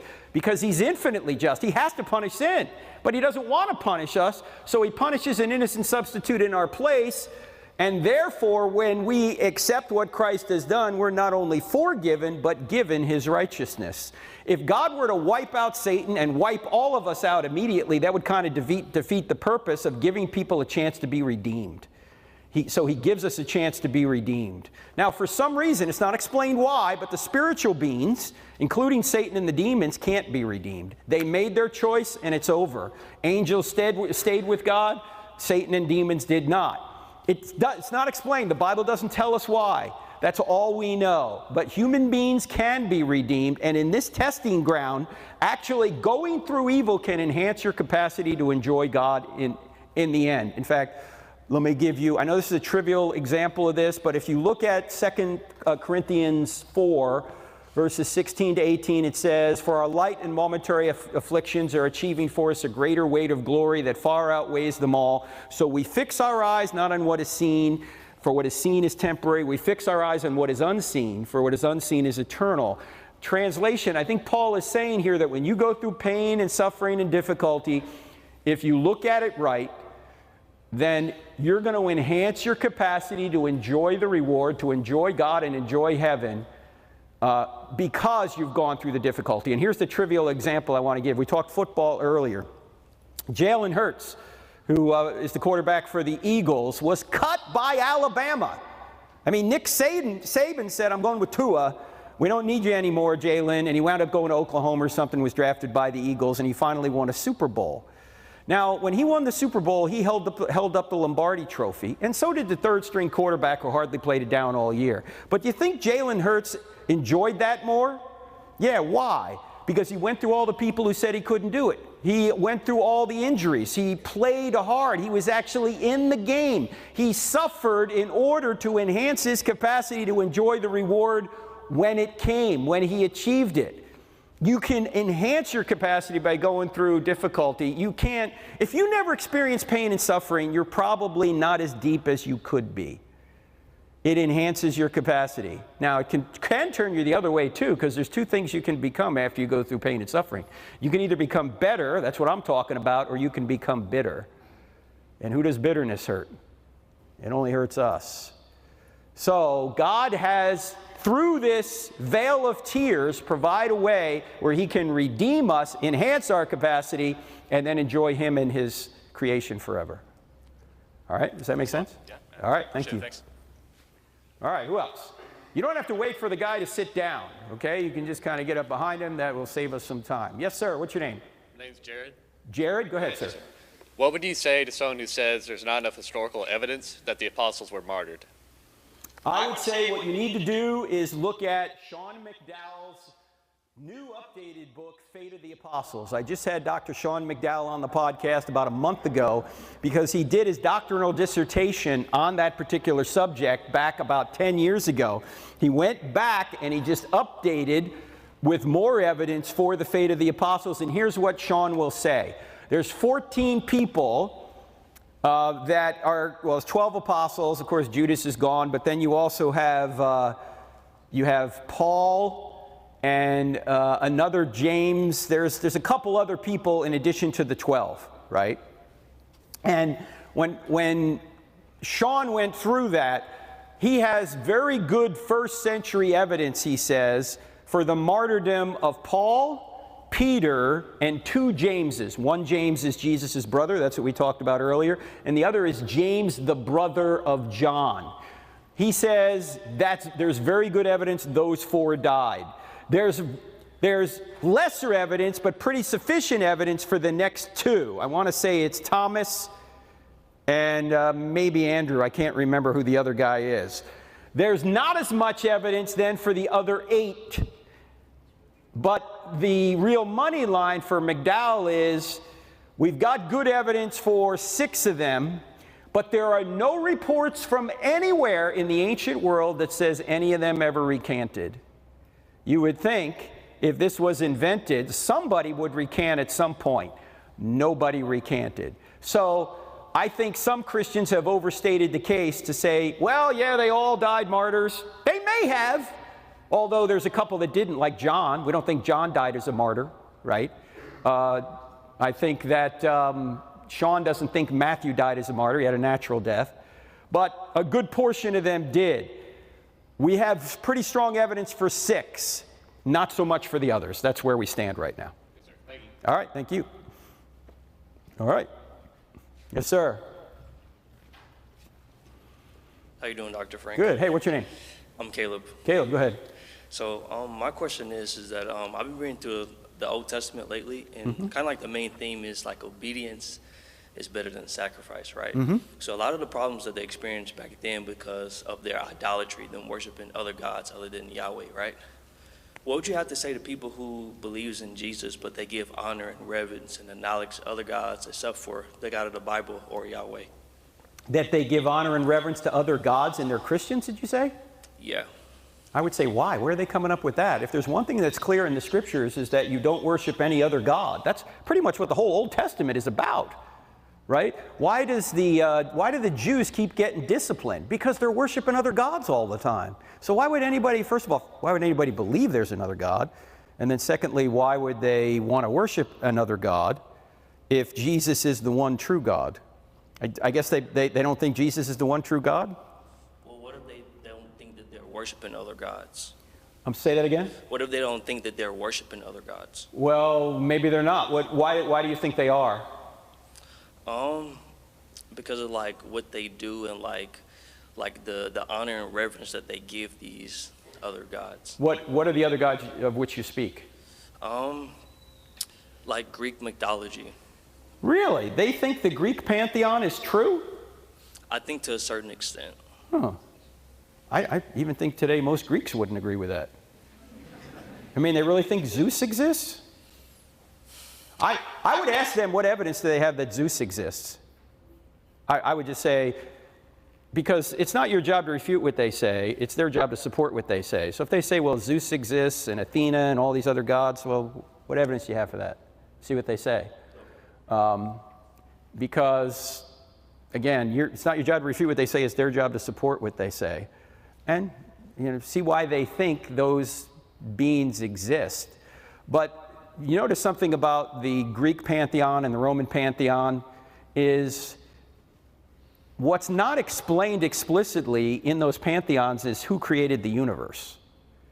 These gods just somehow exist, and they're supposed to explain certain phenomenon, whether it's crops or storms or, that kind of thing, or fertility. They're not really explanatory as we would in the modern world think of explanatory. We're looking for like who created this whole universe and fine-tuned it and all that. They appear to just pre-exist for some reason. And this is why it's foolish for somebody like Richard Dawkins and some other atheists who will say, well, you're an atheist on all the other gods, I just go one God further. To which we respond, yeah, we're not talking about gods inside the universe. We don't believe those exist. We're talking about the God who's outside the universe, the spaceless, timeless, immaterial, self-existent I am being that created and sustains all things. He is in a completely other category than Zeus and Athena and the pantheon gods. So I think maybe a little clarification as to what they mean, because if Zeus exists, he was created by Yahweh. Okay, good, but I just don't think Zeus exists. Does that make sense? All right. All right. Thanks, Caleb. All right. Daniel. Yes, sir. Hey, Frank. So for different Protestant denominations, as well as just other, other branches of Christianity, when it comes to spirituality and acts of service to God and the way that we align ourselves with Him, what is the determinant factor for something being over spiritual or under spiritual in regard to, like, I've heard examples of, like, I've taken a serious account to what the Lord has said in the Word in some example, right? And I take it a certain way, and I apply it to my life, and some people might say, well, you're being over spiritual or something, right? And so in regards to that, how does that apply to, denominations? I guess I'm mixing a question, so let me just narrow it. With denominations in the Protestant specifics, like, with so many different disagreements, how do we not seem kind of like the modern day, like, Pharisee, Sadducee kind of situation with, like, how some people believe a certain thing about God, and that is spiritual, and another thing is different. Well, I think it's going to be a case-by-case basis. The truth is, sometimes we are pharisaical. I think more churches split over non-essential theological things than they do essential theological things. In fact, a friend of mine who is a pastor recently said this to me. He said, you can say whatever you want from the pulpit as long as it doesn't puncture any sacred cows people have. In other words, you can get up and say, there are 9 members of the Trinity, and most people, like Benny Hinn used to say, oh, there are 9, well, great, that's fine. But if you start saying you can't sleep with so-and-so because God wants you to save yourself for marriage, oh, I got a problem with that, right? People are more concerned about how things affect them than knowing who the true God is, which should affect how they live.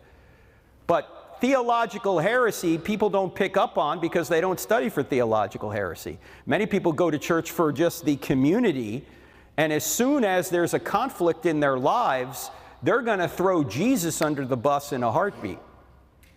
And this is especially true on the sexual issues. In fact, my mentor, Dr. Norman Geisler, used to say this, that fraternity will almost always overcome theology. What did he mean by that?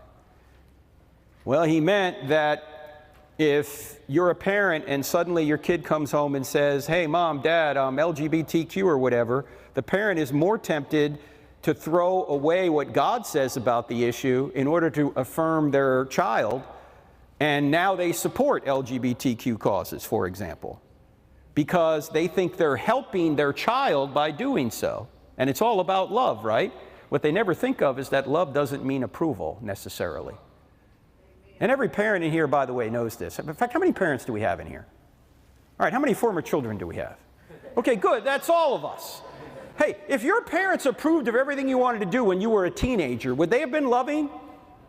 No, you can't approve of everything somebody wants to do if you're going to be a loving parent.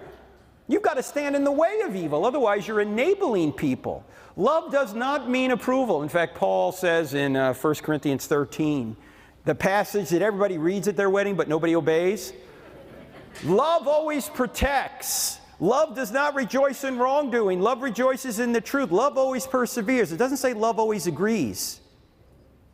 No, if you're going to love people, you have to stand in the way.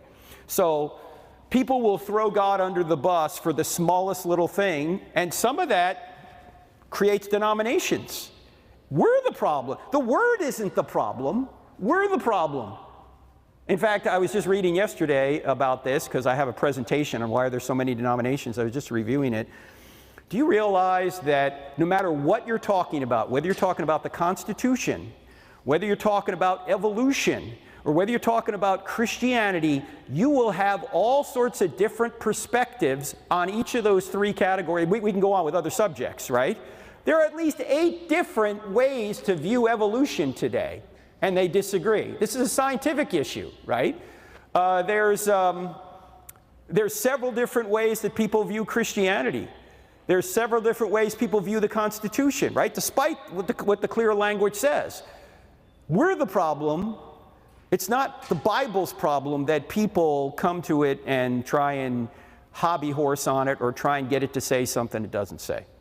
So where I am with that is, like, how as like modern day apologists or just Christians in general, when we read the Word and then we hear a denomination speak something that afflicts it or like seems controversial, how do we go about either assuring that we're in line with God when we have that judgment, and then how do we apply that in a healthy way to someone? Because obviously it's not a matter of we're determining their salvation. That's all in God's hand. That's right. It's rather about leading someone to, you know, a better view of how God intended. I meant a way of saying it, but it's going to be a case-by-case basis, Sure. but we major in the majors and minor in the minors. And Paul says in Romans 14, essentially, that there are disputable matters where we can agree to disagree over, and don't put your conviction on another person. Like the example he uses is wine and meat sacrificed to idols. If you think it's wrong to drink wine, fine, but don't put that particular burden or that particular rule on your brother, and vice versa. Those are disputable matters, but it's not disputable whether God exists. It's not disputable whether Jesus rose from the dead, right? It's not disputable whether or not Jesus is God. It's not disputable that we're saved by grace through faith. So those are the matters that we'll die on. We'll fight on a hill to die on, but the secondary and tertiary issues we won't. Does that make sense? Yes, sir. All right. Thanks, Daniel. All right. Yes, ma'am. Hi, what's your name? Ann. Hey, Ann, go ahead. Hey, I have a question. So, like, we were at Europe and visiting a lot of churches and chapels and stuff, and then I noticed, like, a lot of them worship Marys or saints, and I just want to know your thoughts on that. Like, is that, you know, is that a good thing? Is that a legitimate thing, or is it not? Or I think we're about out of time. Well, I'm going to annoy my Catholic friends now.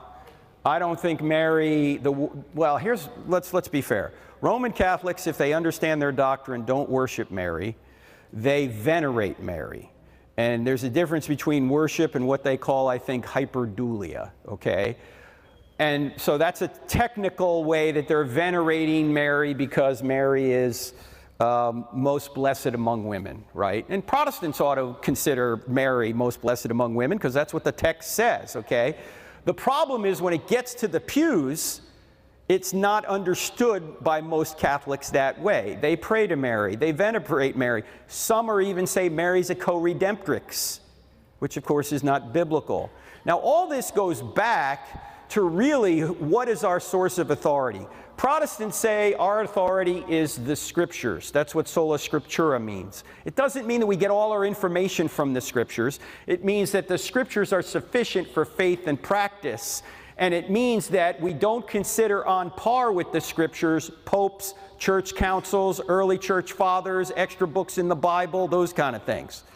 Okay? So Protestants are going to say there's no reason to be venerating Mary according to the Scriptures. But when Catholics say, well, we got all these other traditions, we're going to venerate her anyway, it's really just an argument over authority. And the authority, the true authority for me is the Scriptures. That's why Paul says in 2 Timothy 3 that the purpose of the Scriptures is to make you wise unto salvation and to equip you to do good works. In other words, to get you saved and sanctified.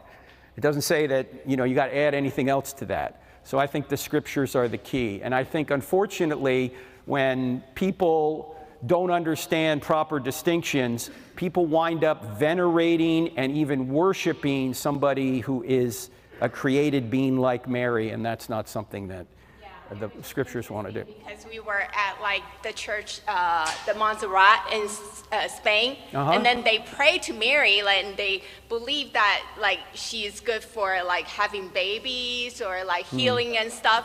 And coming from Asian background, it reminds me a lot of like the different temple and deity, you know, like that they pray to. And I was like, oh, that's, you know, very different. It is. You know, back in 1998, I went to Medjugorje, which is where they say the Blessed Mother had appeared.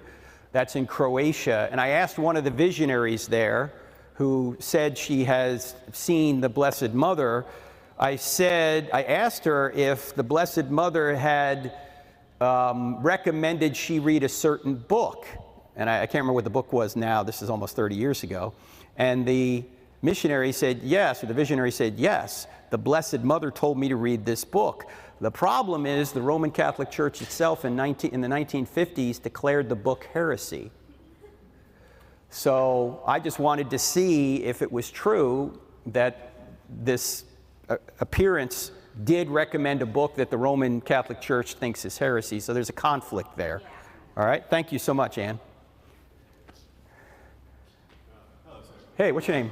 My name is Rahil, and say again? My name is Rahil Singh, and I come from a Hindu background. Yes, sir. And I'm a new believer, fairly new. And yay!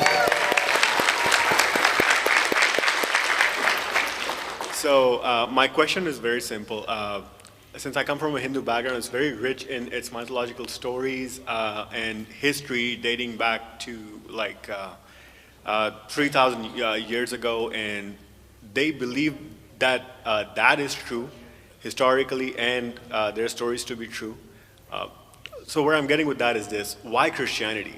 What makes Jesus the way to somebody who doesn't know him? Yes, great question. That's what we were trying to do here.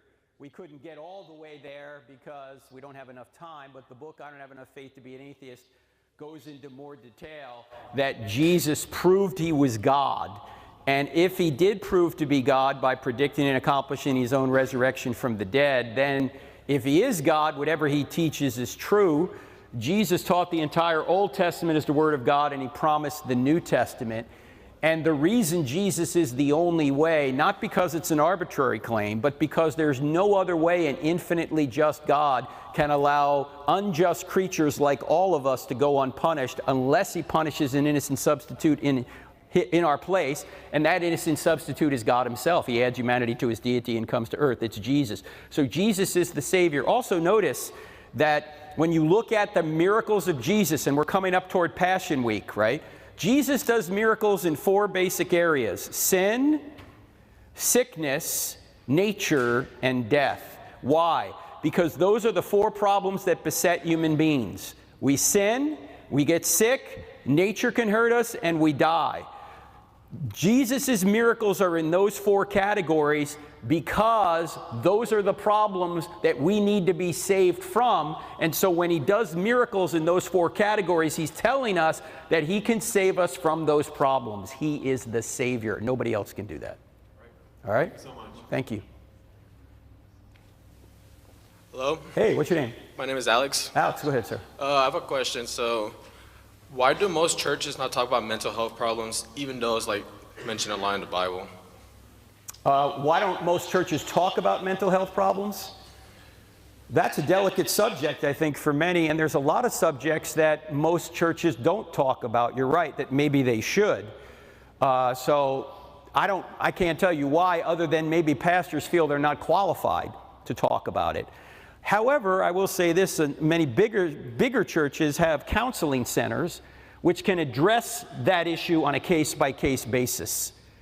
But we probably ought to talk more about issues like that, especially in our culture today, because mental illness is rising. And I think part of the reason is because we are completely stressed out by social media. In fact, Jonathan Haidt, who is not a Christian, teaches at NYU, I think he's a psychologist, wrote a book a couple of years ago called Anxious Generation. And he basically points out that this thing right here, particularly for kids, but also adults, is driving us to anxiety. And he said, I would never give this to any of my kids because it's making them anxious. They can't deal with what comes across it. Of course, there's a lot of evil that comes across it as well. They can't process all the information, and it's creating trouble. Now, if you're a parent here right now, you're probably thinking, gee, if I ever took this away from my 13-year-old, it would be World War III. My question is, what's your point? Is parenting supposed to be convenient? Of course it's going to be World War III, but do you care more about your kids than your own peace?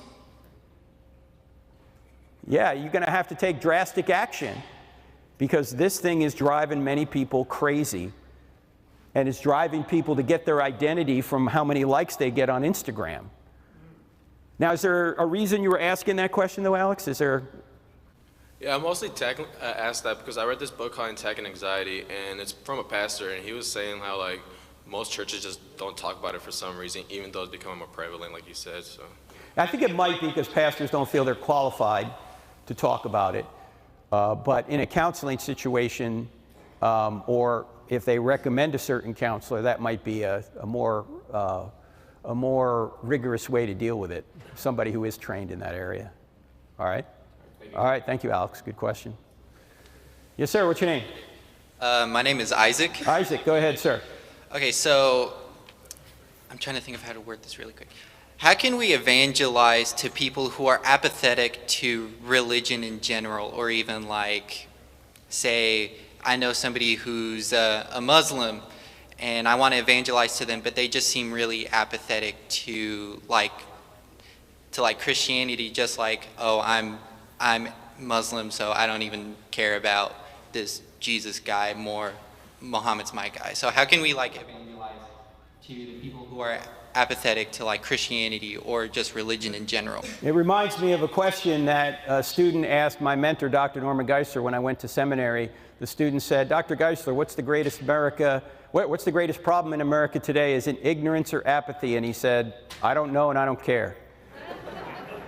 Look, if I had the answer to apathy, first of all, I would be a billionaire because I could get people to do what I wanted. And then secondly, everyone would be saved. Apathy is the hardest thing to deal with. And sometimes there's not much you can do. In fact, let me give you some, what you can do at the very least. Sometimes when I ask people, if Christianity were true, would you become a Christian? And they say no. I'll recommend, if you do that to somebody and they say no, or they hesitate or say no, I recommend 5 things. Number 1, you can pray. You should always pray. Number 2, you can ask a lot of questions. Ask questions for your Muslim friend. Why do you believe what you believe? Why do you think that's true? Why do you think Muhammad was a prophet? What evidence do you have for it? Just ask a bunch of, try and learn where the guy's coming from. What would happen if you decided Muhammad was not a prophet and Islam wasn't true? What would happen to you and your family? Oh, now you're hitting home, right? Just ask a lot of questions, okay? Number 3, plant seeds every now and then. Not too much, because they'll get annoyed with you, but plant seeds as to why, Islam isn't true and Christianity is. I'll give you a seed you can plant in a minute, but let me keep going with this. Number 4 is you can love them, which doesn't mean that you approve of everything they do, as we just mentioned. It means you seek what's best for them according to the will of God. And then number 5, you can wait. Why wait? Because sometimes people are only going to be interested when some impact event occurs in their life, normally a tragedy. Some people only look up when they're on their back. If you've done those 5 things and that person is hit with a tragedy, if they're open suddenly, your phone's going to ring and that person's going to be on the other end. When the student is ready, he will summon the teacher, but not before. So try those 5 things. What's a seed you can plant on Islam? I planted it when I was in Saudi Arabia and Egypt with some people, some Muslims who were over there. I asked one of our guides, I said, hey, can I ask you a question about the Quran? Yeah, sure. Why does the Quran in Surah 5, which is a chapter, verse 48, says, O ye people of the book are Christians and Jews, ye have no ground to stand on unless you stand on the law and the Gospels. In other words, the Quran is saying that Christians and Jews ought to obey their revelation, the Bible, the Old and the New Testaments. Why would the Quran tell us this when in the previous chapter, chapter 4, it says that Jesus never died, he was taken straight to heaven, so he couldn't have resurrected from the dead. So why is the Quran telling us to believe the Bible, which contradicts the Quran? This seems to be a dilemma. Why?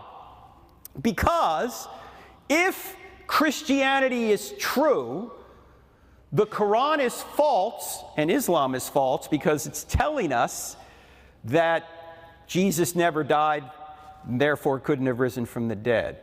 If the Bible is false, Christianity is false, the Quran and Islam are still false. Why? Because they're telling us to obey a book that is false. Either way, the Quran is not the Word of God. So you just plant that seed. One of the guys I was talking to, I said, what do you do with this? He said, you obey most of it. That's what it means. Don't obey all the Bible, just most of it, right? Now, that may not go anywhere in his heart, but maybe it will. Maybe it'll sprout. Maybe he'll start going, yeah, why does the Quran tell us to obey the Bible and then contradict the Bible? So try that. See where you get. Keep praying, too. All right? Thank you. Yes, sir. What's your name? I'm Colson. Colson, go ahead.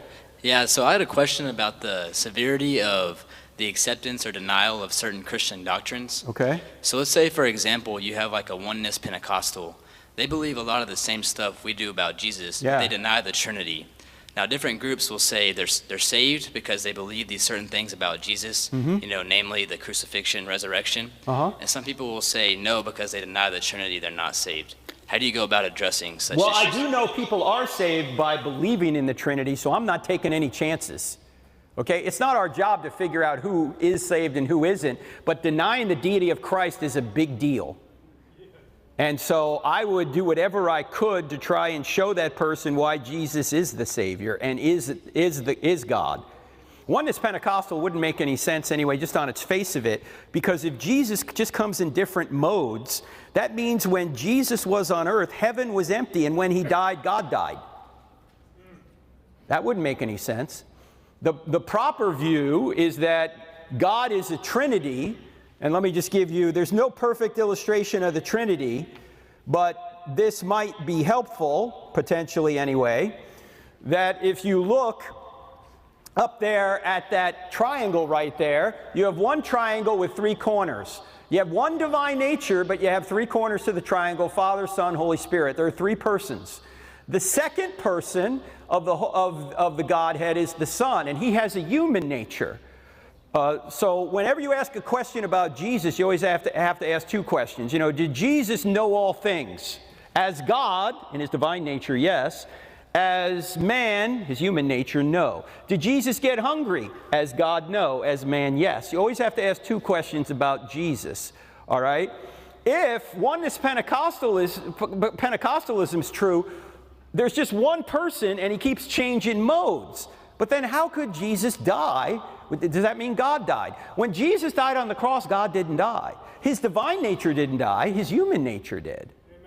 Okay? You can also look at it this way, that God is one what with three who's, who one, who two, and who three, but who two has two whats, a what one and a what two. And whenever you're asking about who two, you got to ask what are you talking about? Are you talking about what one or what two? This is the Abbott and Costello Trinity class. But I would be concerned about anyone who believed in oneness Pentecostalism, because the key question Jesus asked is, who do you say that I am? Who do you say that I am? No one comes to the Father except through me. So whether they're saved or not, I'm not going to make that judgment, but I'm going to do my best to get them to believe the essentials of Christianity. Does that make sense? Yes, sir. All right, thanks, Colson. Appreciate it. Yes, sir. What's your name? Mark. Mark, go ahead. So there's something that's been on my head for quite a while now, because I could just picture a scenario of my friend, some friends who are non-believers, and I do something and their brother or so, or someone they know, doesn't choose to forgive, and they come up and tell me he doesn't have to forgive. So the question I have is, the Bible says we have to forgive and forgive just as Jesus, and we must forgive all those as Jesus has forgiven us. How do we convince a non-believer or an atheist to that they need to forgive and forget? Well, yeah, you'd want them not just to believe that they ought to forgive, but you want them to become a Christian, and then they would if they're following Jesus. You know, if you obey me, or if you love me, you'll keep my commandments. Your goal is not to try and get them to adopt some Christian ethic. Your goal is to get them saved so they will adopt a Christian ethic. Does that make sense? Yes, sir. Thank you. All right. Appreciate it. How you doing? Good, sir. What's your name? Rodrigo. Rodrigo, go ahead. So what I'm asking is, from your opinion, from a biblical perspective, what are your thoughts on dinosaurs? Like, were they on Noah's Ark? Were they wiped out from the flood? Did they exist at all? What are my thoughts about dinosaurs? They're big animals that went extinct.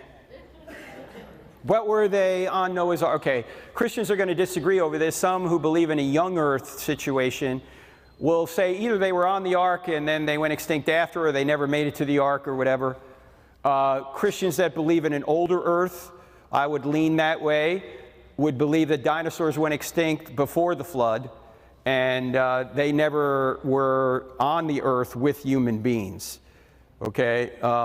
Now, the Bible, a lot of people, sometimes I get the question, you know, why doesn't the Bible talk about dinosaurs? Well, first of all, the word dinosaur is a recent word that has been invented over the past couple of centuries.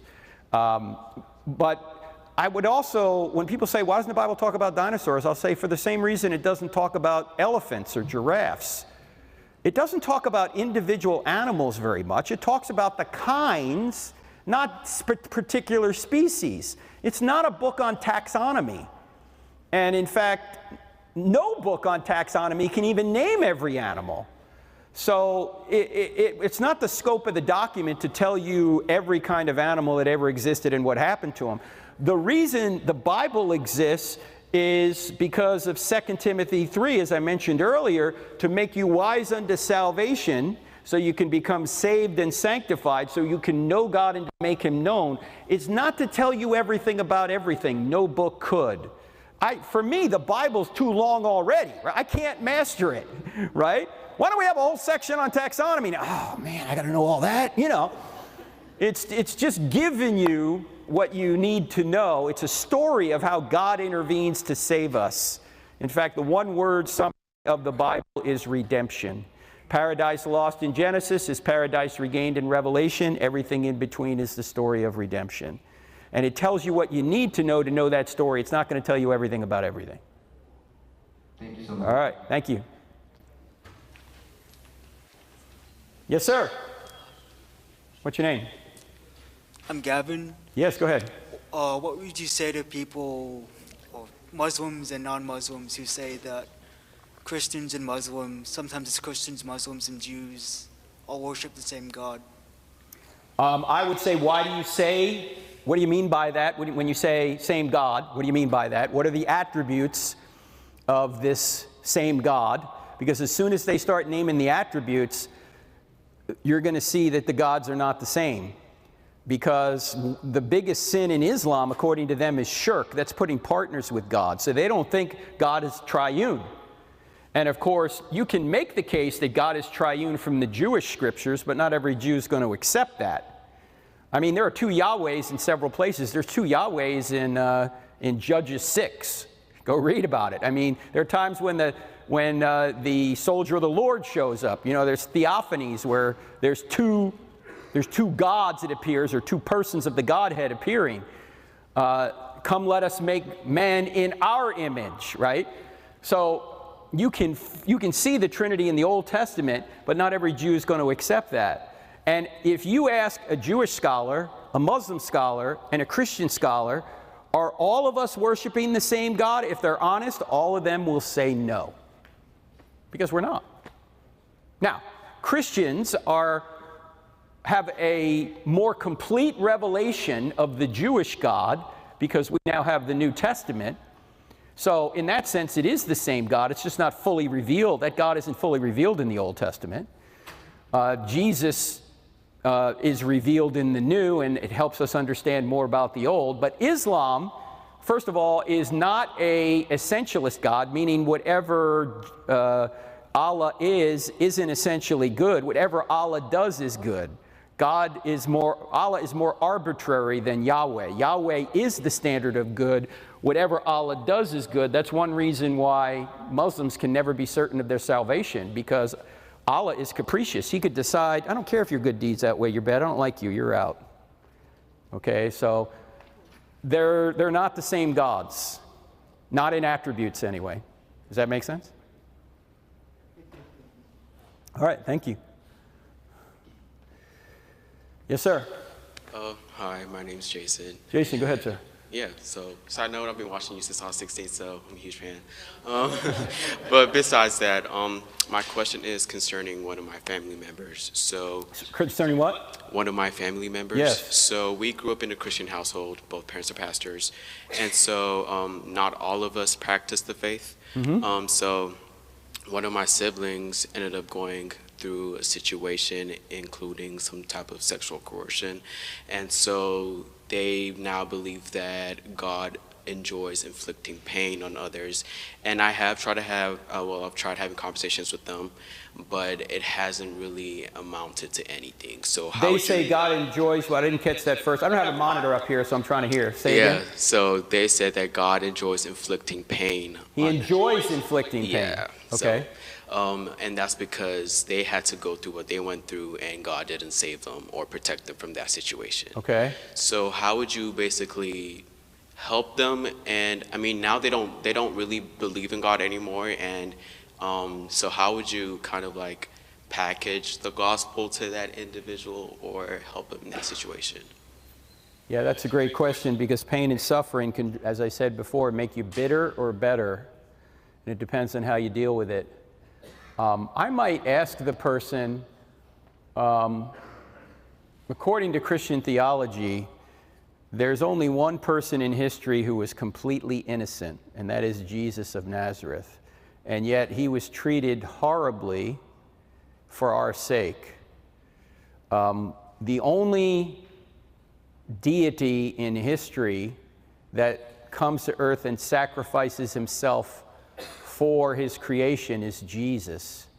Jesus enters this world to take suffering on himself, so ultimately we wouldn't have to suffer. You don't find that anywhere else. Jesus is the ultimate hero. So I would try and get people to realize who Jesus was and what he did, and that comes by meditating on his sacrifice. I don't know if this is a good idea or not, but I know that many people who've watched Mel Gibson's The Passion. Have you seen The Passion? Okay, that's a movie he put out in 2004 about Jesus being crucified. I know several people who have watched that have had a change of heart on who they thought Jesus was. I mean, there are people that have repented of crimes after coming out of that movie, because it depicts so well the sacrifice Jesus had to go through to save us from our own sins. And when you sense what he's done, not just intellectually, but emotionally, it can change you to the point that I want to serve Jesus because of what he's done for me. So, yes, we all go through pain and suffering, but pain and suffering can enhance our capacity to enjoy God. And Jesus came to take pain and suffering ultimately upon himself. So if you can get people to realize that, that might be a breakthrough. Does that make sense? Yes, sir. Hey, don't go anywhere. Hey, Tim, are you still in here? Tim, come on up here for a second, would you? Because I want you to address this question too. Being a pastor, I'm more of a philosopher. Tim actually cares about people. Okay, so did you hear the question, Tim? No. All right, can you repeat that? Basically, go ahead, tell them again what the question is. Okay, so basically, one of my siblings, well, we grew up in a Christian family. Both of my parents are pastors. And so one of my siblings was in a situation where they were sexually coerced. And so they stopped believing in God, and they believe that God inflicts pain on people. So my question is, how do you help them? Go up to the mic, Tim, so everyone can hear. Okay, so when you say sexually coerced, then they engaged in physical intimacy against their will? Yeah. Okay, and so there's a lot of hurt that they're carrying from that. Okay, so what a lot of times what people do is they take the hurt that they sense and they place that on, well, it's God's fault. Okay, you have to look at the situation in which they place themselves in. Now I'm talking. Now I wouldn't say this to them. This part, they place themselves in that position. Thus, this took place. So, the focus, the mindset that you're wanting to help them attain is that one, God loves, and God would never put you in a situation where hurt would take place. He didn't place them there. Their choice brought them there. Now, how do we help them out of that? By helping them to see, one, that no matter what takes place, God has a plan and a purpose. I think it's Tim Barnett that says quite often that when we have these things that come up, we're either looking for an answer for it or we're looking for an exit to walk away from the Christianity that we've grown up in. Okay? Do you think this person is at that place kind of looking for the exit? Or do you think they're just looking for the answer? They've already left the faith. Okay. So like Frank was talking to the other student that was up here a second ago, talking about praying for them, being present for them, being real. You need to live it out, not in a way that's like, offensive. It's just like all the time. But you need to be real and show them love, compassion. Let your life be the example of who Jesus is and the way that you love them. And just be available for them. Possibly there may need to be another step for counseling to help them through. Somebody who is trained in that can help them through that. But when we make mistakes, that moment we cross that line, we begin to look at ourselves as not being worthy of God, or we've lost His favor, and we need to take them back to the truth of what Scripture is. That God says, even in the midst of all that, I love you. In fact, before I created this world, I knew you would do that. And my love didn't stop for you. And you lived that love for them as well. But I would try and point them to somebody possibly for the next steps. That's kind of what it's sounding like to me, that someone who can help them out of this. But first, they've got to have the want to, okay? So just be praying and then just being real to them. That's where I would be on this. Are you local in this area? Well, I'm only here for school, but I'm from Houston. Okay, because the church is how far from here, Tim? We're 2 miles outside on Highway 30. 2 miles further on the other side of the highway, 45. What is it, 45? Yeah, 45. Out Highway 30. Yeah. Okay, so you may want to make a connection anyway, maybe, because Tim's the best youth guy in the country, right there. So yes, he can help. All right. Thank you. All right. Thank you. Hi, my name's David. Yes. Just got 2 super quick questions. Yeah. You said you were in the Navy. I was in the Navy, and I'm just wondering what you did. I did a search and rescue. Oh, I was a P3 tactical coordinator. I flew in a P3, yeah. Yeah. 3 engines caught on fire when we landed in Dallas. Yeah, it's they don't have them anymore. They got P8s now, which are 737s. Yeah, it was AWs. It was like a Lockheed Electra 4-engine turboprop, and we would go out on station and shut down 1 engine, sometimes 2, to stay out there longer to hunt submarines. That was our main That's role. what I did. I did ASW. You did? You did ASW? All right. Yeah. And Well, then thanks. I lived out by Moffett. That's where I was stationed, Moffett Field, Okay, California. yeah, San Jose. I'm from San Jose. What squadron were you in? I was in HS2. What was it? HS2? HS2. I flew out of Helos. I was in VP9. I know it, yeah. Yeah, Moffett Field, California. Great, okay. And just real quick, I wrote a book called, I just started writing it, called Christ is Reality. Like He's the reality of life, and everything God needs to see in humanity is who He is, and the reality of our righteousness, our life, of eternity. It's like an hour and a half read. Is there any way that you can just peruse through it and give me some feedback? Because it's apologetics, and I just don't want to be imbalanced at all. Yeah, to be honest with you, I'm on a book deadline right now. And every waking moment right now, I'm writing actually 2 books. So to be honest, I can't take time to do it now. I mean, you can give it to me. Maybe in the future I can take a look at it, but not now. Okay. But just leave it at the table. I will. All right. Thank you. God bless you. Yes, sir. What's your name? My name's Rick. Rick, go ahead, man. I've been listening to your podcast for a while. And I got 2 questions. I know I got 2 in one and then a separate one. So my first one is, I've heard you talk about it. I just couldn't remember your answer. As far as salvation, can we lose it? Okay. Can we lose our salvation? Yeah. Christians, again, will argue over this. My personal view is that if you're truly saved and sealed with the Holy Spirit, you can't lose it. And why do I say that? Because Jesus says in John chapter 5, he who believes has passed from death into life. In other words, you get eternal life when you believe. You don't get it when you die. And if it's eternal, how can you lose it? So now, obviously, you see people say they were Christians and walk away. Someone who believes in eternal security will say, well, that person was never converted. They thought they were, or they said they were, but they really weren't. So I think once saved, always saved. Could I be wrong? Of course. This is not an issue I'm going to divide with other Christians over. But I think when Jesus said that, I think that's illustrating that once saved, always saved. But go ahead. Okay. And then the second one, I know from Luke 23 and verse 43 when Jesus was on the cross and he had the 2 people on either side, and he asked them, when Jesus told him, I assure you today you will be in paradise with me. So I kind of wanted to ask, like, what happens after this? Because from what I've been reading, and I assume there's no heaven when we die right now.